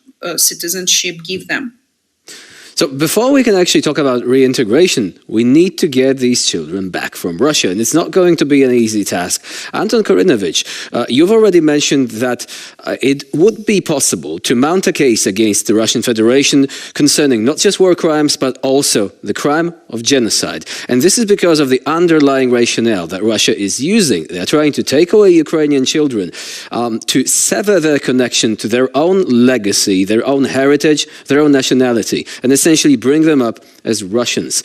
So do you think in this context it will be possible to persuade Russia, I'm using this word ironically, of course, persuasion may take on many forms, to return these kids? Because Russians clearly want to deprive them of their Ukrainian identity and to have them emerge into a totally different world with a different ideology and different set of values, if we can call it like that. I think these two tracks should be pursued in the same time. And while these diplomatic efforts and I would say tension from international community on Russian Federation for them to let our children, our Ukrainian children, to return to Ukraine, to their families, to, as you rightly say, to their legacy and heritage, while this whole opportunities and this whole tries should continue, we should not forget about the track of accountability and justice. And I think this is the same, you know, as we think about peace and justice. So whether justice and accountability will not hamper or impede peace negotiations or whatever. I think that the best answer to this question is the peace formula of President of Ukraine, Volodymyr Zelensky, where we do have accountability and justice as one of the issues and one of the elements of this peace formula. So, of course, we will need to finish this war. The Russian aggression shall be stopped and the Russian forces shall be withdrawn.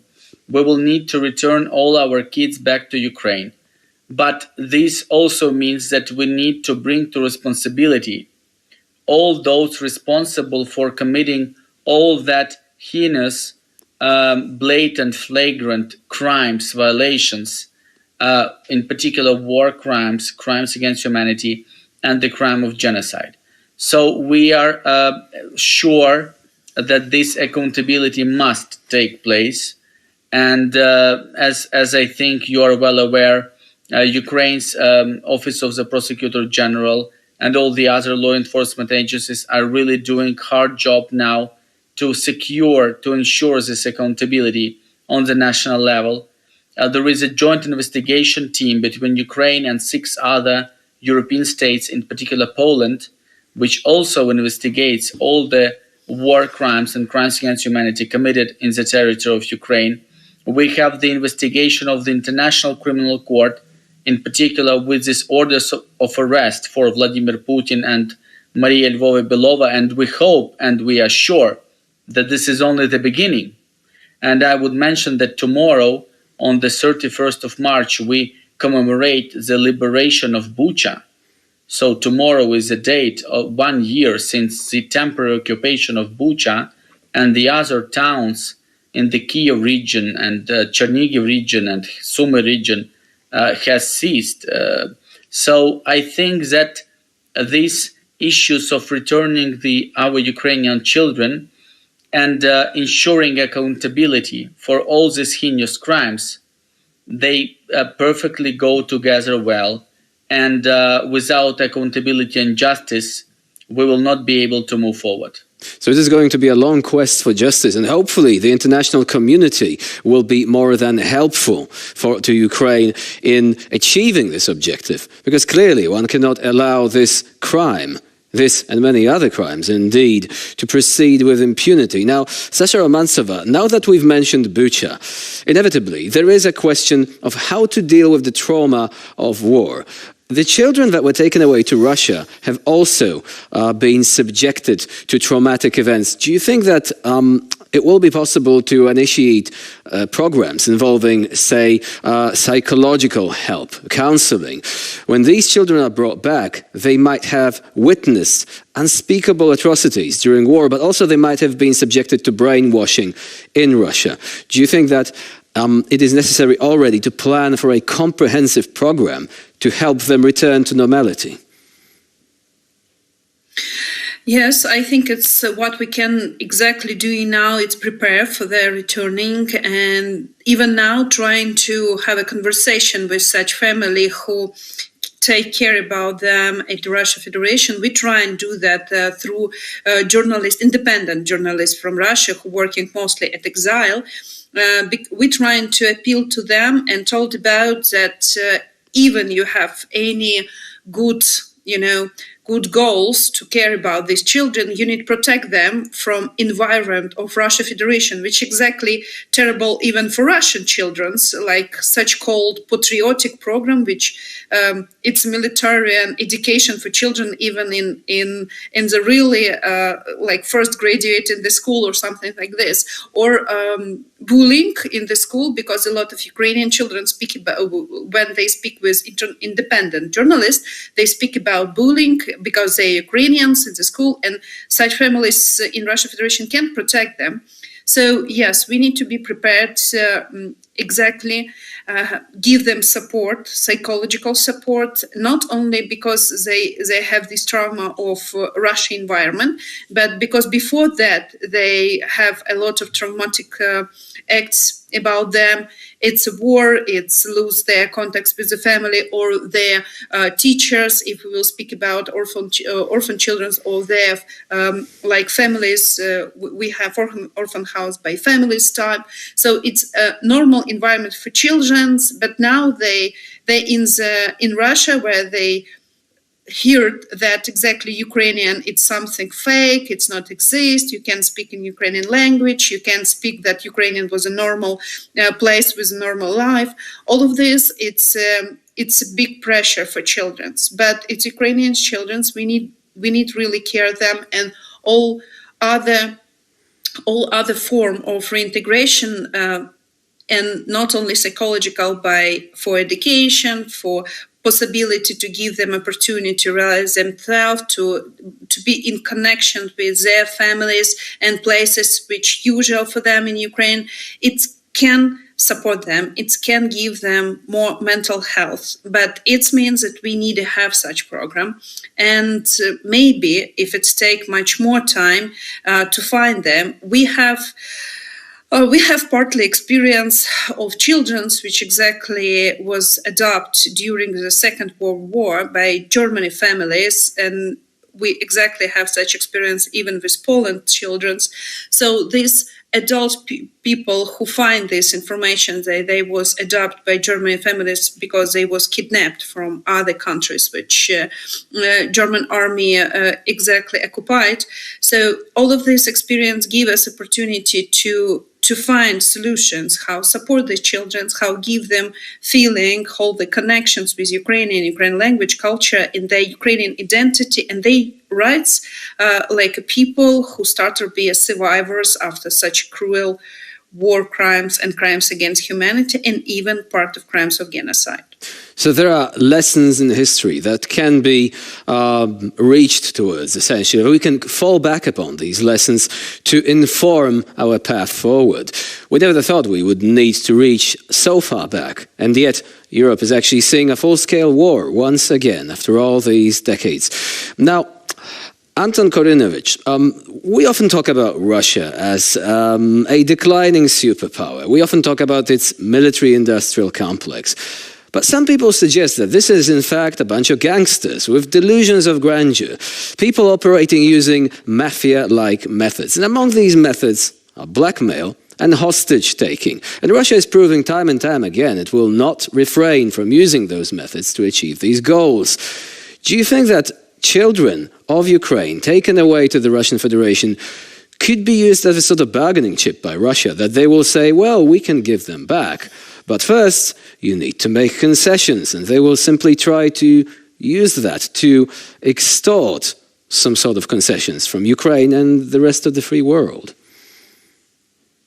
Well, for me, as for an international lawyer and for a government lawyer of Ukraine, it is important that we bring to responsibility Russia as a state for its violations of international law, and we bring to responsibility particular Russian nationals, in particular the representatives of the political and military management of the Russian Federation, for all their heinous war crimes, crimes against humanity, crime of genocide, and crime of aggression.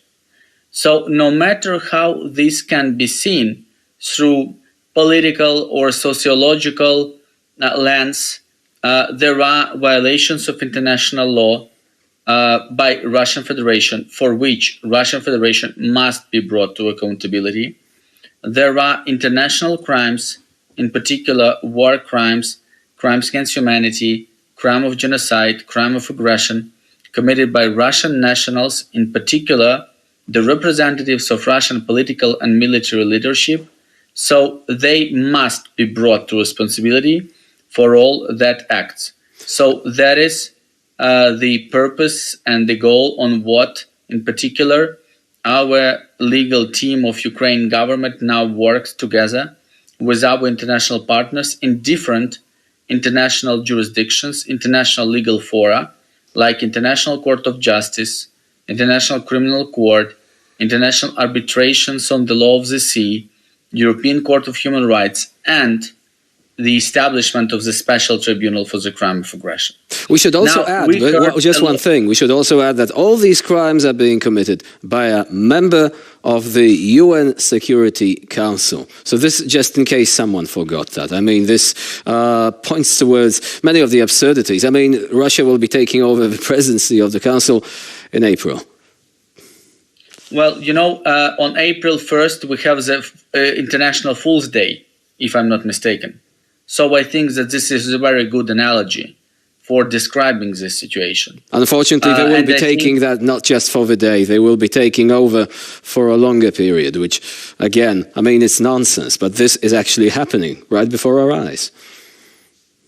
For sure, but on our side, we are doing all that we can in order to bring them to responsibility on all the possible levels as soon as possible. So in relation to concessions, I think that we heard and we listened to any Russian queries for concessions since 2014, since the Russian aggression against Ukraine started.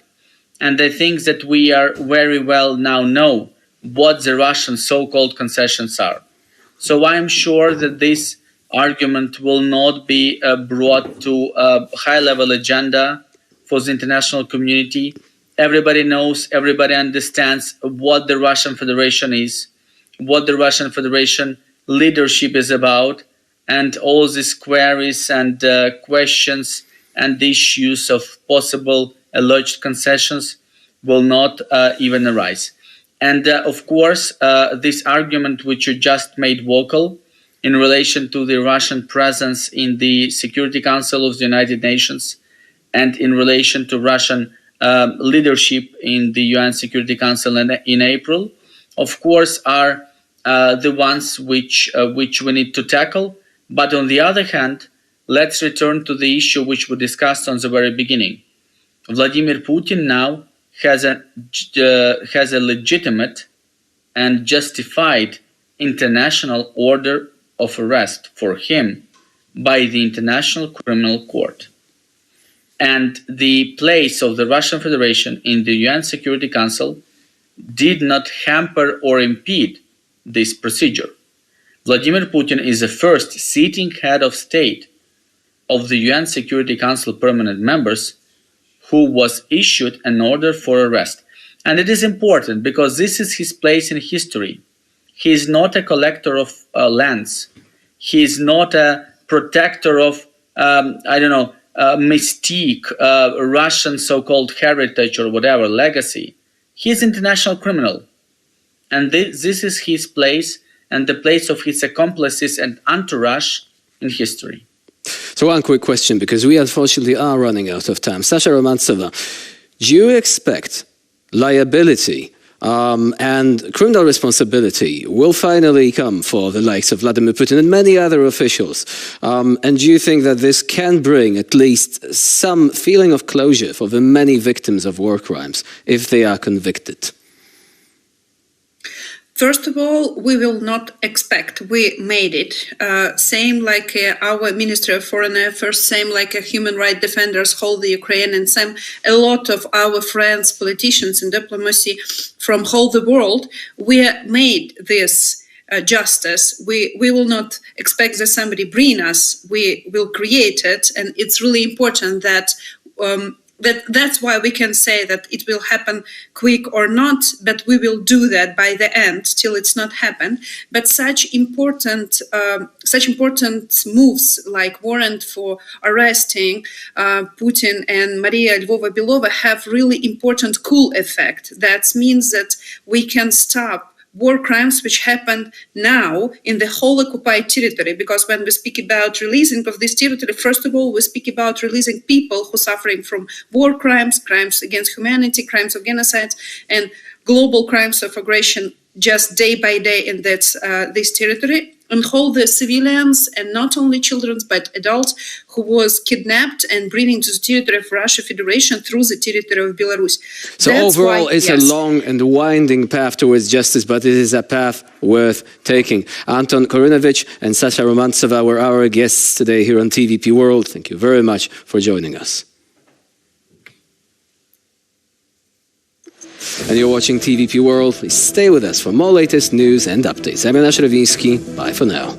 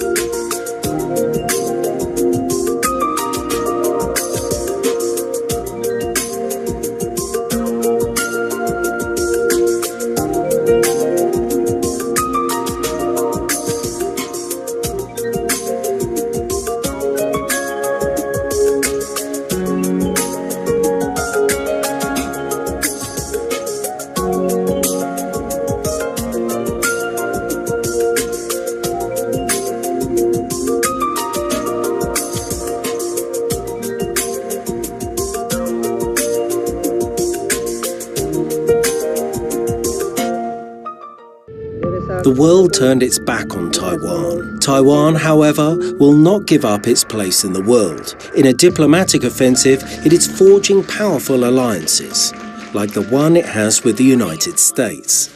But China wants to cut everyone off from the island, and will do so by any means necessary. Those means are called One China. Why? Because Xi Jinping wants to make his China Asia's leading power. He cannot do that without Taiwan. He will never get what he wants if Taiwan rejoins the international family, if it reaches its dream of statehood. All those who love me, and I know there are so many. And those who hate me, I know there are few.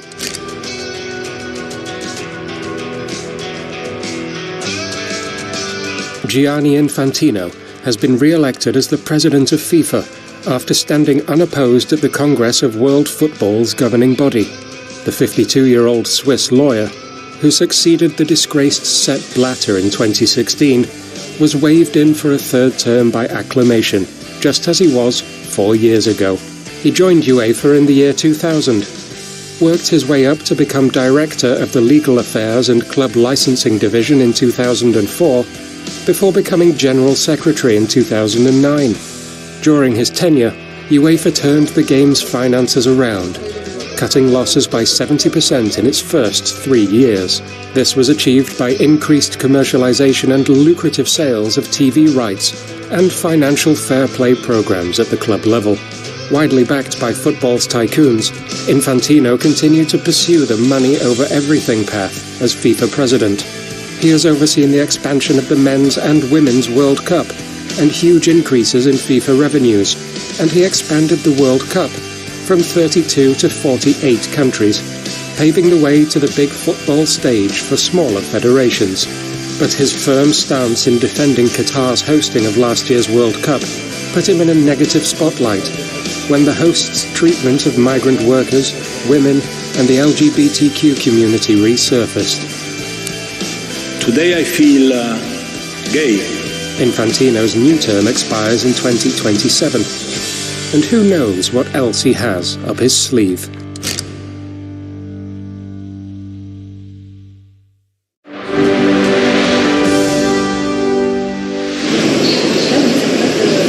When flying with Russia went out of fashion, Moscow lost its status as a hub for Europe-Asia air connections, and Chinese citizens started showing symptoms of a post-COVID wanderlust. Kazakhstan's Air Astana woke up to a new opportunity, and it really took off. Prior to the start of the war in Ukraine, a lot of traffic in general going in a western direction, whether that was to Europe or to the US, was traveling from this region via the Russian Federation. Obviously that is no longer the case, and so what has happened is there has been a shift of gravity, and we are extremely well placed to take advantage of that shift. Partially owned by Britain's BAE Systems, Air Astana posted a record profit of nearly $79 million last year. Meanwhile, its traffic grew 11% to 7.4 million passengers, even though the company has also cancelled connections to Russia. But the airliner has not said its last word. Now it plans to grow its fleet to 50 aircraft by the end of the year, including the Boeing 787 Dreamliner. While partially state-owned Air Astana aims high, Kazakhstan's government has been making moves that don't necessarily align with Russia's interests. On Monday, Astana said it would require exporters to file additional documents when sending goods to Russia. The new rules, effective from the 1st of April and applying to exports within the Russian-led Euro-Asian Economic Union, are aimed at curtailing local intermediaries' practice of helping Russian companies bypass Western sanctions. Still, Russia remains Kazakhstan's biggest trade partner, and their membership in the Euro-Asian Economic Union means that there are no customs checks on goods crossing the 7,591-kilometer border between the two countries. Air Astana may be seeking to replace Russia's Aeroflot as the region's main air carrier, but the efficiency of controlling Russian-bound goods needs time to be proven. The Russian invasion has brought on a significant decrease in Ukraine's agricultural production capacity. We spoke with a representative of the All-Ukrainian Agricultural Council to find out more about the situation of Ukrainian farmers and their prospects for the future.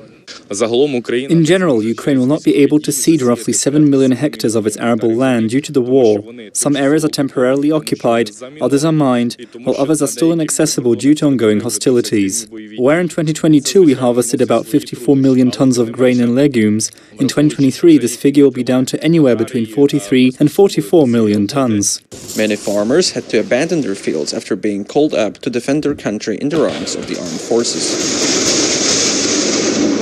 The agricultural sector is not considered critical enough for a draft exemption to be carved out for farmhands. In fact, farmers appear to be called up for army service disproportionately often. We have to deal with the fact that since the first days of the war, a significant number of Ukrainian farmers and farmhands have been mobilized into the armed forces of Ukraine. This is because the skills the people in the countryside have are very much in demand in the army. Driving heavy military equipment is one such skill. To alleviate their problems, farmer interest groups have been lobbying the government for tax exemptions and preferential loans. They also want to retain the preferential access to EU markets, angering some European producers. It would be very optimistic to say that the worst is behind us. Compared to the situation before the invasion, we have regressed roughly 3 to 4 years in the agricultural sector. After the war, we'll need 2 to 3 or in the worst case up to 5 years to make up for the losses and return to the pre-war production levels. Farmers also stress that their sector is an important source of tax income for the Ukrainian government. Without its output, sustaining large armed forces needed to defend the country would become much more difficult.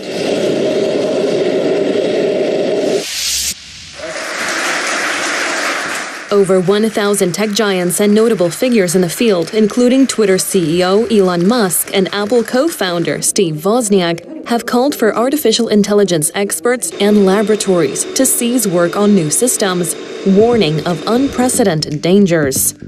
Recent months have seen AI labs locked in an out-of-control race to develop and deploy even more powerful digital minds that no one, not even their creators, can understand, predict, or reliably control.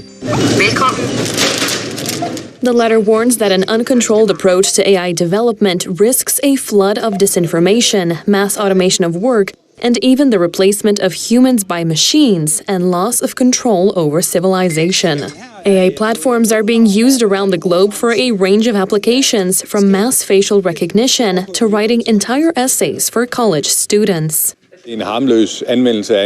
Facial recognition is harmless. In stores, customers can scan their faces with the aim of verifying their age, not with the aim of identifying them.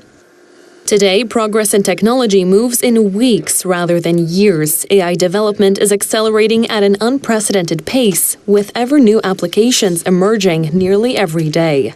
5 years from now, these technologies will be integrated in a lot of what we do. By then, it will be natural for us to conduct dialogues with the AIs. But experts also urge caution when using such technologies. It is extremely difficult to predict what is going to happen in the future, but there are no plans to replace humans with machines. We must evaluate this as we proceed. As AI systems continue to play an increasingly important role in our everyday lives, it is essential that we take a step back and assess the ramifications of this new technology.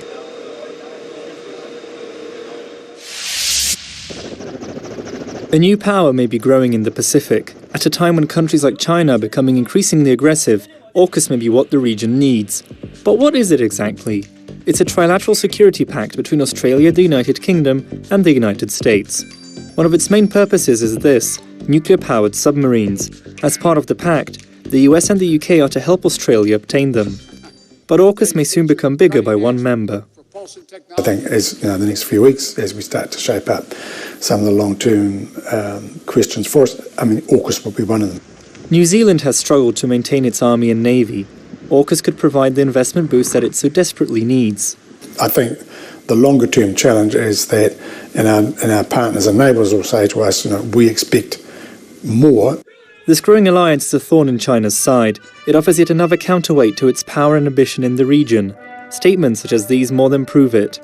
The US, UK and Australia establishing a so-called trilateral security partnership and pushing for cooperation in nuclear-powered submarines and other cutting-edge military technologies is the result of a typical Cold War mentality. And the AUKUS members seem more than ready to let New Zealand join, initially as a non-nuclear member. We've heard clearly a New Zealand ambition to both advance its work in cutting-edge technologies and how to do that with Western countries. The United States wants to support in that work constructively. The stage is being set for the geopolitical arena in the Pacific. A network of alliances is slowly being formed, and perhaps, in time, something in the vein of a NATO of the Pacific could be born.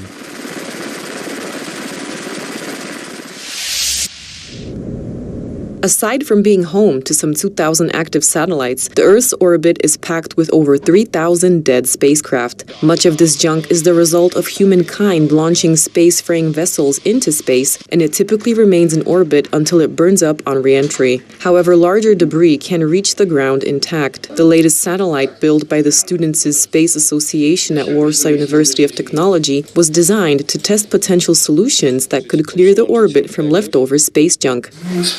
So we are creating innovative solutions to proceed the orbitation. So we want our satellites at the end of the mission not to make crowds on the orbit, but just go back to the Earth. Today, NASA is officially tracking around 26,000 pieces of orbital debris. It is clear that the problem of space junk will only worsen in the future, and while it is a clear danger to objects in orbit, it can be a serious threat to the planet's surface. The junk deorbits by itself. The higher it is, the longer it gets. So for pieces in the lower orbit, for example, 500 kilometers, it can take 5-10 years, but for higher orbits, it can take more than 100 or hundreds of years. Fortunately, at the moment, space junk still mostly poses a danger to other satellites. Our space exploration efforts are still clear to boldly go where no man or woman has gone before. And now, the first Native American woman. Police, fire squads, and emergency services rushed to the scene of a tragic helicopter crash in North America's southeast. The crash took place here in Kentucky's Trigg County. Investigations into the cause of the crash are still ongoing. Troopers responded to the area and came across the wreckage of 2 military Blackhawks. We have been working in conjunction with the United States military to assess this scene. Roads were cordoned off as local authorities set up a perimeter across the field, scattered with debris from the wreckage. Condolences were sent all across the web. My team is in contact with the Army and authorities on the ground. Please pray for our service members and their families as we learn more. My condolences to the families of our fellow brothers and sisters who lost their lives, sending prayers and love during this difficult time. This accident is not this division's first fatal flight. 2 soldiers were killed during similar training activities over Fort Campbell in April of 2018. Pope Francis was admitted to the hospital for a series of pre-scheduled medical tests, but will now remain there for a few days, following announcements of a respiratory illness. Vatican sources quickly discarded any news on COVID-19. I am touched by the many messages received in these hours, and I express my gratitude for the closeness and prayer. The Pope was taken to the hospital following his weekly general audience at the Vatican, where he appeared to be in good health. Supporters gathered near the hospital. The Pope is very human and also very close to us young people. He is a different Pope from those before him. We're concerned and sad. Faithful in the Pope's hometown in Buenos Aires also prayed for a speedy recovery. The reform that he faced is not yet finished, and we still need him. May he get the strength and energy we sent him from here. We are praying for him, for his health and his strength. He's a strong man, and I think he's going to come out of it. Nursing staff at the Rome hospital are very optimistic that he will be discharged in time for Palm Sunday celebrations. How much would you pay for a T-Rex? $5? Maybe $1,000? What about $1 million? Act fast and place your bid. This Tyrannosaurus Rex skeleton is going under the hammer in April. The name of this skeleton is Trinity because it's built up out of 3 individuals. And all were found in the US. And the estimate, we decided to estimate it 5 to 8 million. The skeleton of this well-known dinosaur is the third of its kind to ever be auctioned off. Only 32 such adult dinosaurs have ever been found, and dinosaur lovers scoop them up as soon as they appear. when Jurassic Park started and spread, the interest in dinosaurs grew enormously, and mostly amateurs started to looking for dinosaurs. The previous two auctions in North America fetched $8.4 million and $31 million, respectively. Finland will perhaps be the most important NATO country to join since the 2004 enlargement, including the Baltic states and Romania. Its expansive border with Russia is a crucial element of the eastern flank. The Finns know better than most just how dangerous Russia is, and their soldiers are always at the ready. But as Finland has been welcomed into the NATO family, the issue of Sweden remains wide open. Both Hungary and Turkey are hesitant to ratify its membership. We expect certain measures from Sweden, and they must be implemented. Until these are fulfilled, the membership will not happen. NATO membership is perhaps the only guarantee a European country may have that Russian boots will not cross its border, which is why it was so important for Lithuania to join 19 years ago. Today, the country is celebrating its membership anniversary. This was the day that essentially decided our destiny. A geopolitical breakthrough happened. Since 2004, NATO has constantly been active in the Baltic states. The latest Crystal Arrow exercises are proof that NATO will not abandon its members in a time of need. We're ready and we're prepared to act in a defensive nature here, but that we're ready on a moment's notice should Russia, her allies, or any other adversaries threaten Latvia, threaten Europe. NATO has also proven critical in aiding Ukraine in its fight against Russia. Ukrainian soldiers are fighting using NATO equipment with hopes that one day their country will fulfill its dream of joining the alliance proper.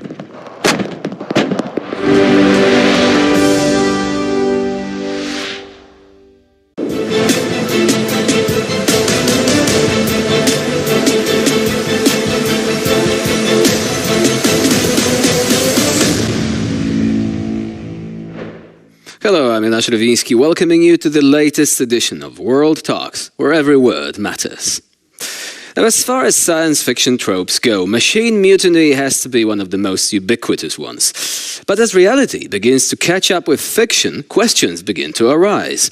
Let's make one thing clear. No, we're not about to experience a live-action reenactment of, say, the Terminator series anytime soon.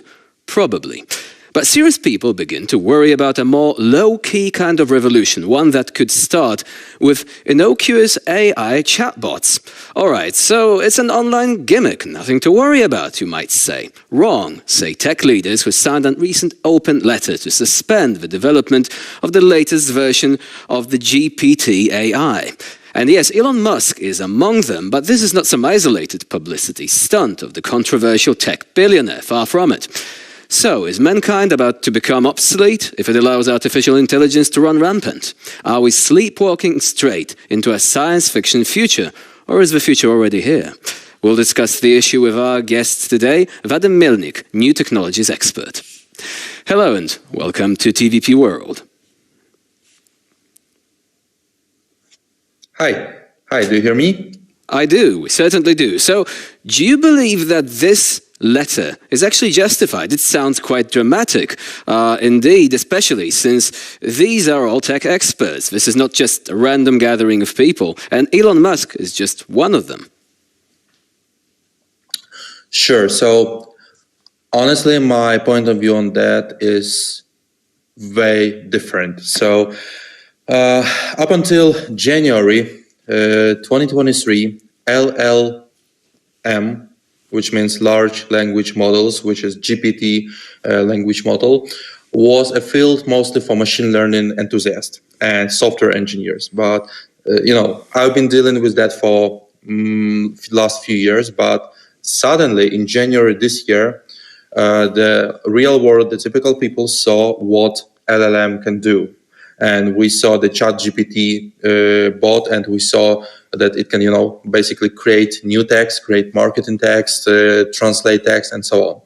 And this is the revolution that we've been, waiting for the past many, many years. And what this letter, which Elon Musk, Steven Wozniak, and others signed, means that it's not it's not a problem for the world, but it's the same revolution as was the Intel processors in late 20th centuries. So what they found out is that actually the Google, Apple, Netflix, and all other large tech companies, they just missed the revolution, because if you read that letter, they said we need to ban it for 6 months. Which means they give us 6 months so we can catch up with the competition, and we can try to compete with OpenAI, and we can try to compete with Microsoft. And that's a fairly interesting take. I mean, there is also one statement there which I personally found a bit hypocritical, and it says, and I quote, "Such decisions as to the development and the degree of influence that artificial intelligence will be allowed to have, such decisions must not be delegated to unelected tech leaders." I mean, we've already seen plenty of that. Unelected tech leaders deciding for us, or at least influencing our decisions, including political ones, through algorithms on social media, for example. But let's put this one aside. So you said this is a revolutionary development, but is it a good one? That's a crucial question. I mean, the letter mentions, for example, that these algorithms are slowly beginning to encroach upon the area of human creativity that used to be our exclusive area of expertise, one could say. I mean, machines are beginning to write something resembling poetry. We've also seen plenty of those fairly atrocious AI-generated images online, which some people call art. Others say this is anything but. But how far do you think artificial intelligence should be allowed to go before rendering human artistic endeavor completely obsolete? Dear editor, if you'd allow, I totally disagree with you because the way the large language model work, especially ChatGPT and Midjourney and similar neural networks, basically what they do is by reading hundreds of billions of lines of text, when you input some text, they're trying to predict what would be the next word, what would be the next sentence. If you remember, about 20 years ago, when we had our cell phones, we had something called T9, the predictive input of the text on our cell phones. So basically, ChatGPT is the advanced version of the T9 input, which means that ChatGPT is not generating any new knowledge at all. It just combines all that knowledge that it found over the internet, and it helps you to automate very routine tasks. So basically, it can summarize the text, it can write some, text based on your inputs, it can create a picture based on your inputs, it can bring you some ideas based on the inputs, but it never generates new ideas. So I would honestly say that ChatGPT is one of the greatest things that happened to us for the last 50 years, because it will take out all the routine tasks, like, inserting our task to the task management app, summarizing our calls, summarizing our meetings. It will take all this out, automate that, so we will have more time to do what we are best at, which means creativity. So isn't that quite a lot already? Isn't this quite a lot already? I mean, you're saying the most routine tasks, but many people, those who are not geniuses in their own fields, they are not masters in their respective disciplines. They actually earn their living doing all those routine tasks, writing letters, making document summaries, even doing the less creative parts of a greater creative work, such as, for example, preparing artwork for video games. So obviously, at this point, if we use this analogy, an AI will not be able to create the entire game, it will not be able to, say, create the storyline, but it will, for example, be able to generate all the art, which will be convenient, but it is likely that some people will lose their jobs. Same thing goes for writing fairly simple pieces for, say, for the news, for websites. And again, you don't need someone who is an absolute master in that particular discipline. If you're a genius, you're safe from any sort of AI influence. The AI will not take away your job. But what about this sort of mid-range activities? Now, these could become automated, and this letter tries to address that. And I quote, "Should we automate away all our jobs, including the most fulfilling ones?" I think that is a valid question, even though there might be be many different answers to it. Of course. It would be simple, but let's compare it to what happened in 19th century during the Industrial Revolution. So people were totally afraid that machines that are automated in the industry will take all their jobs. It's called ludditism. But as we see now, thanks to machines, the GDP, globally, the GDP has grown from 0.7% to 3.5%. And right now, I read a document just yesterday from the Financial Times, I believe, and they predict that large language models and GPT and something which Microsoft is creating will help us to grow our GDP during the next 7 years to 7.5% annually, all over the world, which means that in general, even if some people will lose their jobs, it's possible because translators, SEO optimization writers, content writers, they will lose partly their jobs. But in general, we as humanity will live better because many new jobs will be created. And right now, already, we are hiring new people to our company, and we are asking them, we're looking for marketing experts which know ChatGPT, which means that we can do our job efficiently. We're not trying to replace marketing experts with ChatGPT. We're looking for marketing experts which want to work with ChatGPT so they can work more efficiently, so we can do our marketing better and we can grow faster. Do you think these new jobs will also include people tasked with investigating essentially what is AI-generated work and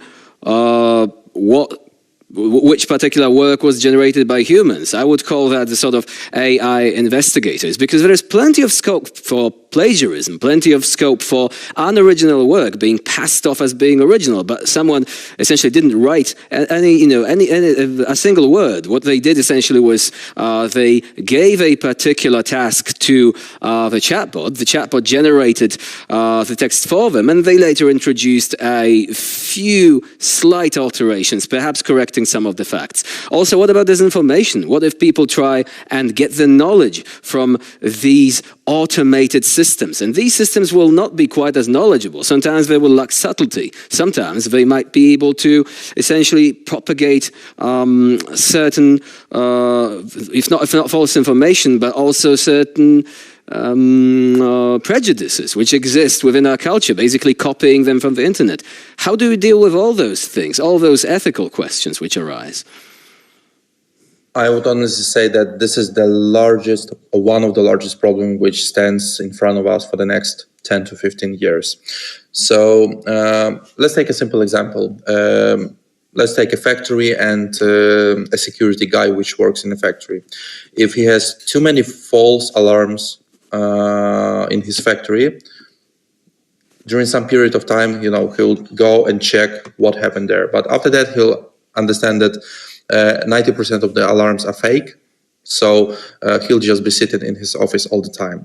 And when the real problem actually will happen, he will not go there and check what actually happened. And I believe this is something which we will experience during the next few years in our real life, because even right now, there has been so many fake news, and this is just the beginning of the ChatGPT, Midjourney, all these AIs that are generating fake videos. This is just the beginning. So I believe that during the next 5 years, we will just stop believing the news, and the media will be reinvented. We'll need to find new sources and new ways of media which will be trustworthy, so the people can actually read them or watch them and trust them. Because right now, when you watch on TikTok, Instagram, Facebook, anywhere, I will say that at least 60% of the news we are watching there are fake, or at least have some fake or do not have some proofs. And this will grow dramatically over the next few years. And this is the problem that yet needs to be solved.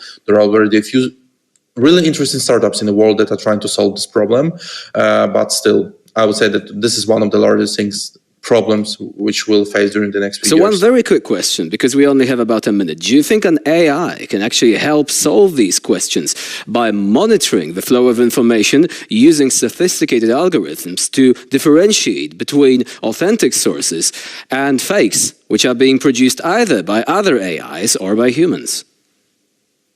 Definitely. So I would say that this is already happening in security.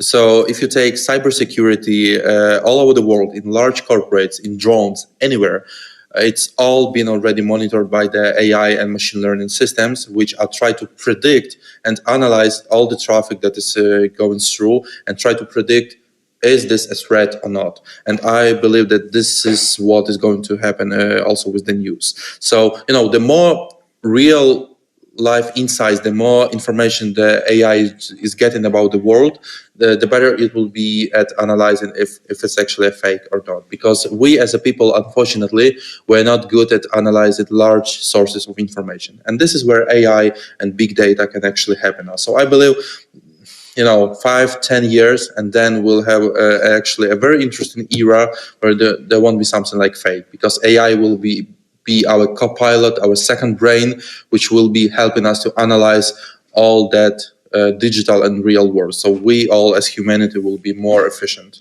Of course, many questions will arise as to whether this sort of AI can be interfered with by any sort of human agencies. But this is still a future that is nascent at this time. It is only emerging. And of course, we need to take a look at that carefully and see where it goes. This letter perhaps might be a useful talking point there to initiate discussions such as this one. But unfortunately, we are now running out of time. Vadim Melnik was our guest today here on TVP World. Thank you very much for joining us and for sharing your expertise. Thank you. Have a great day. And you're watching TVP World. Please stay with us for more latest news and updates.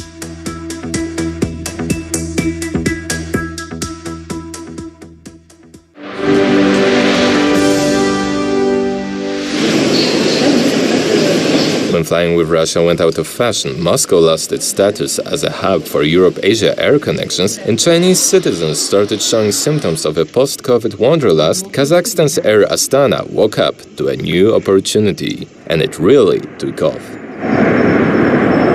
Prior to the start of the war in Ukraine, a lot of traffic in general going in a western direction, whether that was to Europe or to the US, was traveling from this region via the Russian Federation.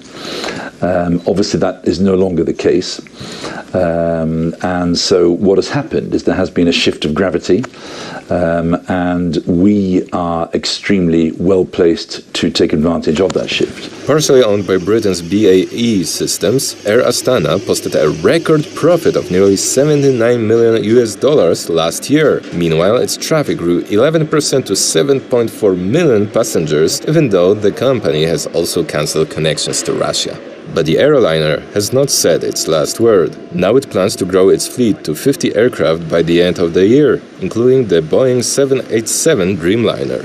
While partially state-owned Air Astana aims high, Kazakhstan's government has been making moves that don't necessarily align with Russia's interests. On Monday, Astana said it would require exporters to file additional documents when sending goods to Russia. The new rules, effective from the 1st of April and applying to exports within the Russian-led Euro-Asian Economic Union, are aimed at curtailing local intermediaries' practice of helping Russian companies bypass Western sanctions. Still, Russia remains Kazakhstan's biggest trade partner, and their membership in the Euro-Asian Economic Union means that there are no customs checks on goods crossing the 7,591-kilometer border between the two countries. Air Astana may be seeking to replace Russia's Aeroflot as the region's main air carrier, but the efficiency of controlling Russian-bound goods needs time to be proven.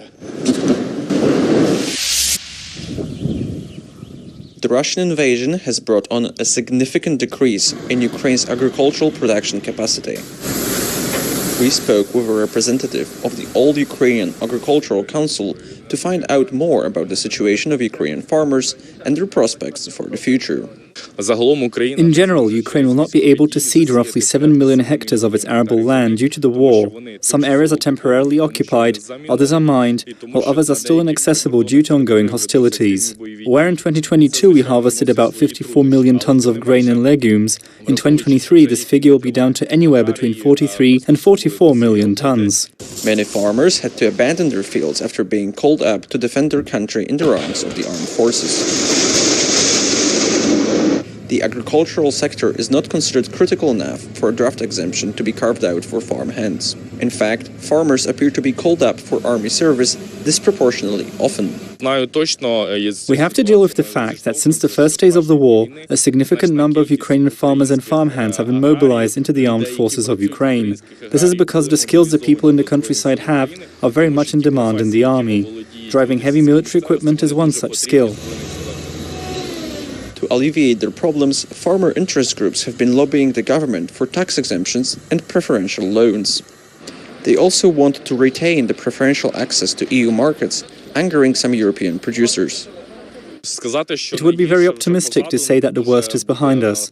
Compared to the situation before the invasion, we have regressed roughly 3 to 4 years in the agricultural sector. After the war, we'll need 2 to 3 or in the worst case up to 5 years to make up for the losses and return to the pre-war production levels.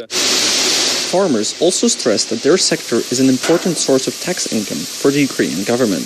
Without its output, sustaining large armed forces needed to defend the country would become much more difficult.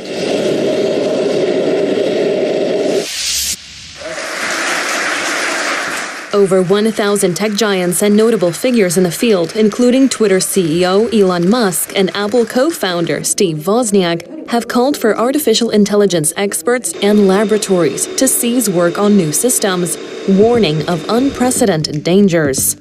Recent months have seen AI labs locked in an out-of-control race to develop and deploy even more powerful digital minds that no one, not even their creators, can understand, predict, or reliably control. The letter warns that an uncontrolled approach to AI development risks a flood of disinformation, mass automation of work, and even the replacement of humans by machines and loss of control over civilization. AI platforms are being used around the globe for a range of applications, from mass facial recognition to writing entire essays for college students. Facial recognition is harmless. In stores, customers can scan their faces with the aim of verifying their age, not with the aim of identifying them. Today, progress in technology moves in weeks rather than years. AI development is accelerating at an unprecedented pace, with ever new applications emerging nearly every day. 5 years from now, these technologies will be integrated in a lot of what we do. By then, it will be natural for us to conduct dialogues with the AIs. But experts also urge caution when using such technologies. It is extremely difficult to predict what is going to happen in the future, but there are no plans to replace humans with machines. We must evaluate this as we proceed. As AI systems continue to play an increasingly important role in our everyday lives, it is essential that we take a step back and assess the ramifications of this new technology.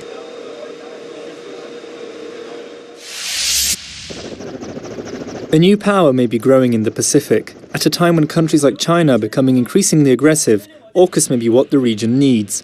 But what is it exactly? It's a trilateral security pact between Australia, the United Kingdom, and the United States. One of its main purposes is this: nuclear-powered submarines. As part of the pact, the US and the UK are to help Australia obtain them.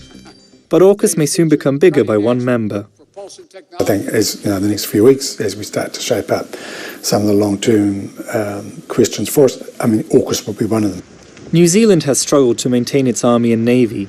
AUKUS could provide the investment boost that it so desperately needs. I think the longer-term challenge is that, and our partners and neighbours will say to us, we expect more. This growing alliance is a thorn in China's side. It offers yet another counterweight to its power and ambition in the region. Statements such as these more than prove it. The US, UK and Australia establishing a so-called trilateral security partnership and pushing for cooperation in nuclear-powered submarines and other cutting-edge military technologies is the result of a typical Cold War mentality. And the AUKUS members seem more than ready to let New Zealand join, initially as a non-nuclear member. We've heard clearly a New Zealand ambition to both advance its work in cutting-edge technologies and how to do that with Western countries. The United States wants to support in that work constructively. The stage is being set for the geopolitical arena in the Pacific. A network of alliances is slowly being formed, and perhaps, in time, something in the vein of a NATO of the Pacific could be born.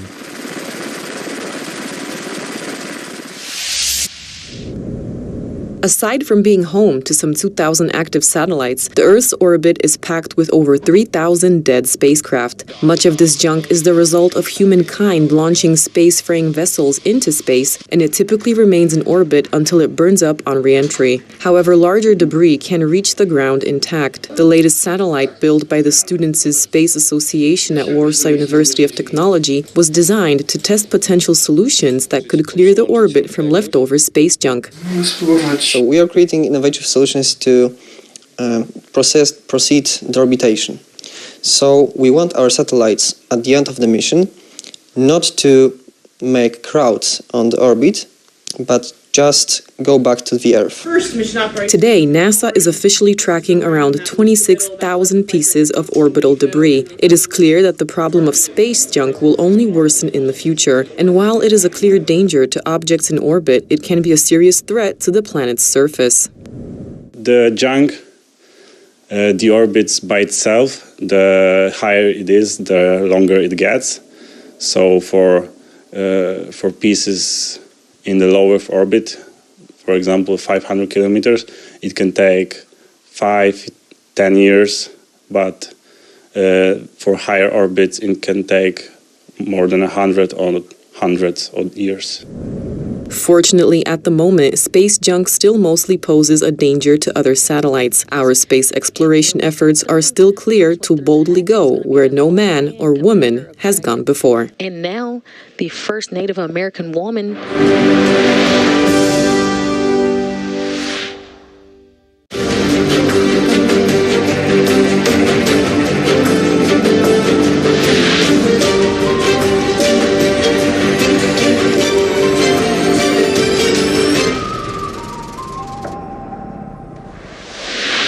Hello, my name is Sasha Farbach, and welcome to another fresh episode of Break the Fake, the show where we dispel and fight against disinformation in our modern world.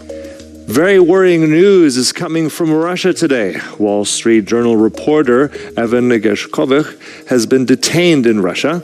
The official statement from the Kremlin reads, "The Federal Security Service of the Russian Federation has stopped the illegal activities of U.S. citizen Evan Gershkovich, born in 1991, a correspondent of the Moscow bureau of the American newspaper, The Wall Street Journal." While facts are still coming in, let's make one thing clear. Journalism is not a crime and should never be treated as such.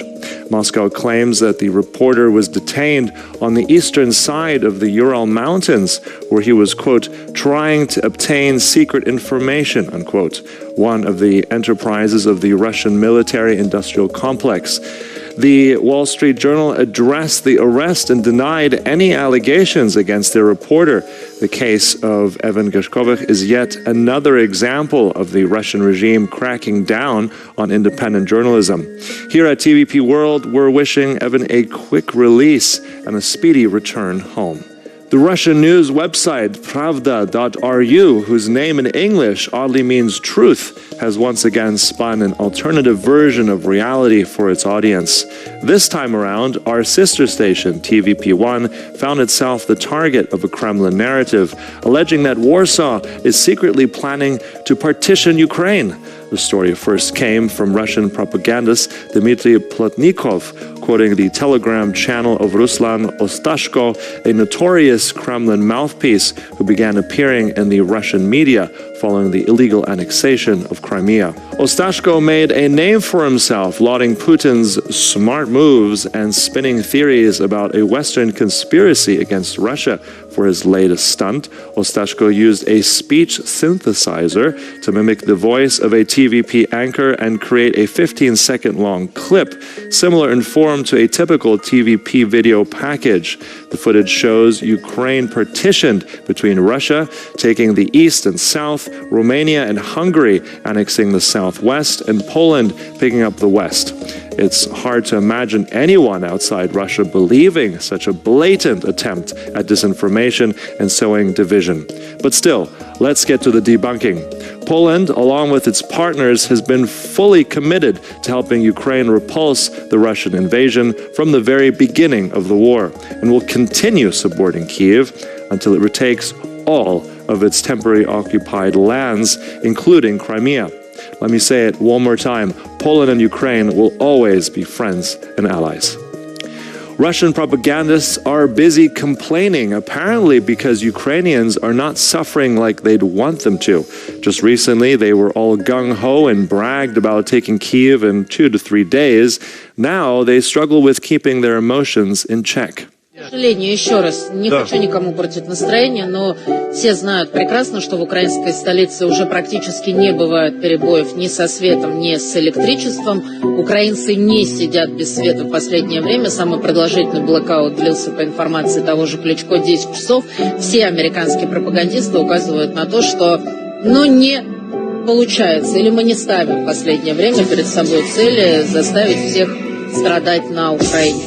And lest we forget, these are the people who decided to invade a sovereign country to, quote, save it, and are now wishing the people of that country nothing but suffering, and not for the first time. How are we still considering negotiating with people who see nothing wrong with killing or wishing harm on others, even children? People who want other nations to be destroyed or brought to their knees. A nation completely fine with bombing civilian infrastructure to smithereens. Абсолютно русские, русскоязычные, но себя прям топить таких надо было в Тысыне. Прям вот там, где плыны кача. Вот прям топить этих детей, топить. Это не прям наш в метод. Тысыне. Вот прям надо сказал, было. что, так сказать, москали оккупировали. И сразу прям бросаешь в реку с бурным течением. It's getting increasingly difficult to consider Russia just another country rather than an insatiable imperialist beast. As we head further into the war, the Kremlin's propaganda machine continues providing us with constant new evidence that Russia ought to be put into international isolation until it's ready to rejoin the rest of the civilized global community and abide by its norms. Russia's ambassador in Budapest has recently declared that Hungary was included on the list of countries the Kremlin believes hostile to the Russian Federation on account of sanctions against Moscow. What a slap in the face that must have been for Orban, who repeatedly called on the US to halt its military aid to Ukraine, arguing that it was the only guarantee of a quick end to the conflict. Well, despite all of this maneuvering, it seems that Orban was finally left with nothing. He wanted to play both sides, and now even his Moscow buddy sent him to the doghouse. A similar fate ultimately awaits everyone loyal to Putin or trying to negotiate with the terrorist-in-chief. And now, to cap our show off, let's take a look at this latest attempt at spinning propaganda straight from the Russian Ministry of Foreign Affairs. Here's the tweet posted by the ministry and the clip attached.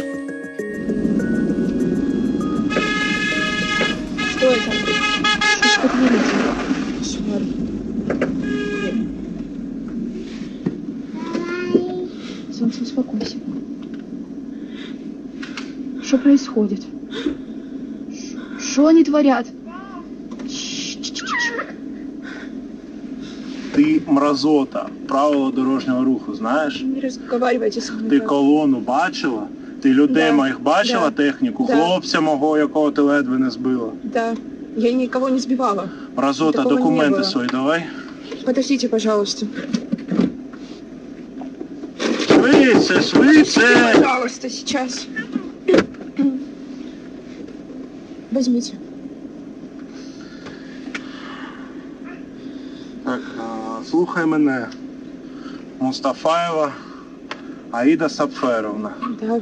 Ще раз я побачу тебе на цій дорозі. Да, это... Ще раз, сволота.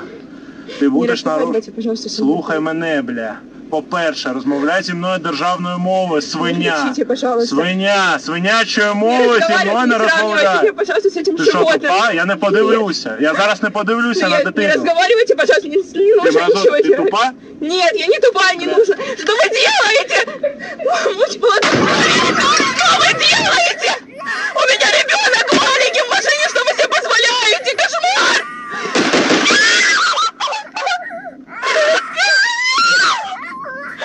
Солнышко, иди сюда. Успокойся. Тихо. Тихо, успокойся, пожалуйста. Просто кошмар! Не делайте, что вы творите!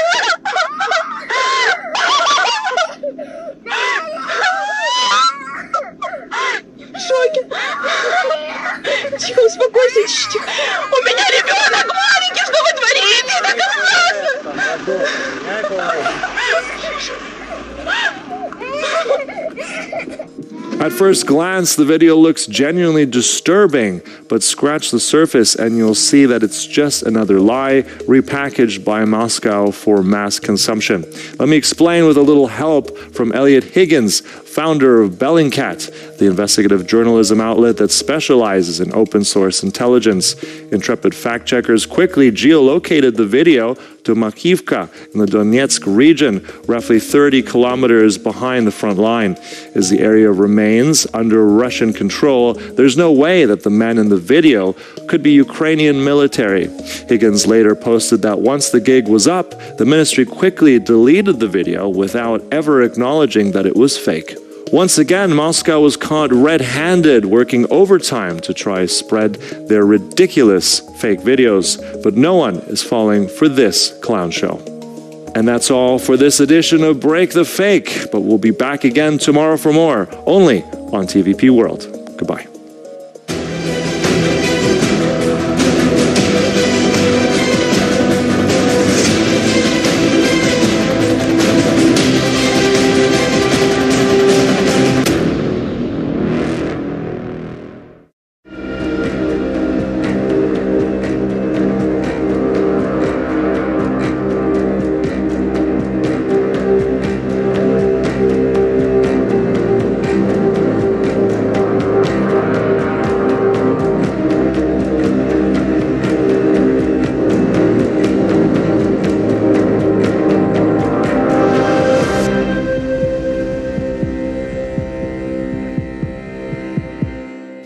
Hello, my name is Sasha Farbach, and welcome to a fresh edition of Military Mind, your latest dose of battlefield intelligence right from the front lines.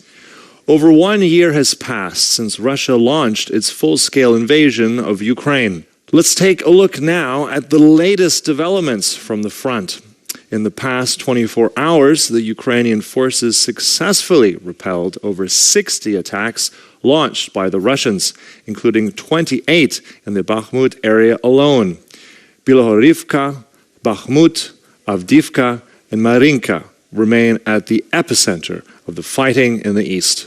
The latest report from the US-based Institute for the Study of War says that the Russian military now likely controls roughly 65% of Bakhmut over the past week. Moscow's forces managed to capture an additional 5% of the city. In Virgil's epic, the Aeneid, a priest said that of the Trojan horse, "I fear the Greeks even when bearing gifts."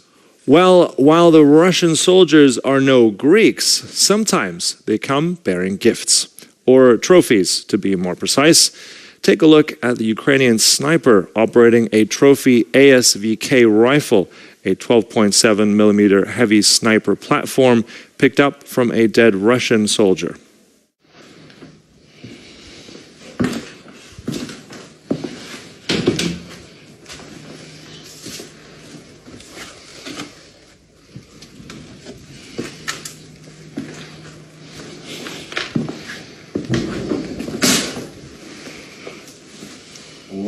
Пострел.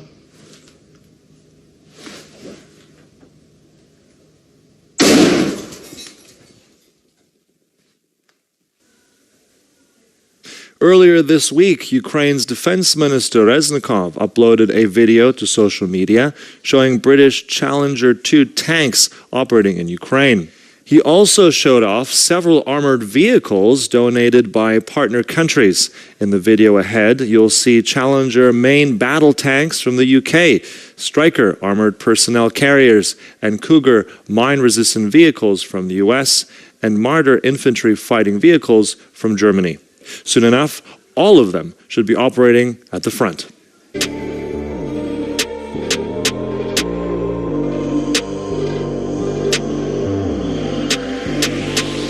Marvelous. Ben, Secretary of Defense of the United Kingdom. It's a very good stuff. Thank you very much from Ukraine to the United Kingdom.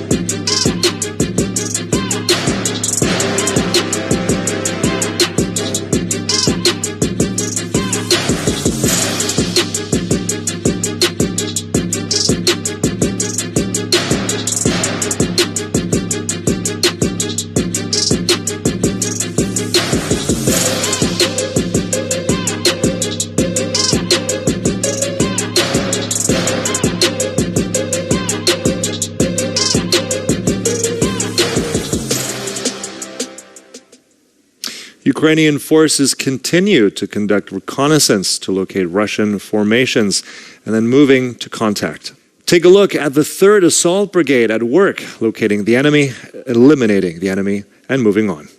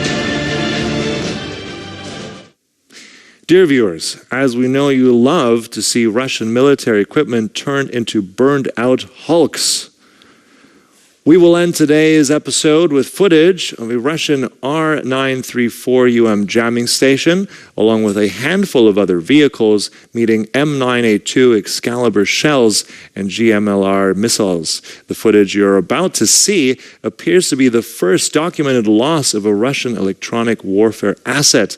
Now hold your breath and count to 10.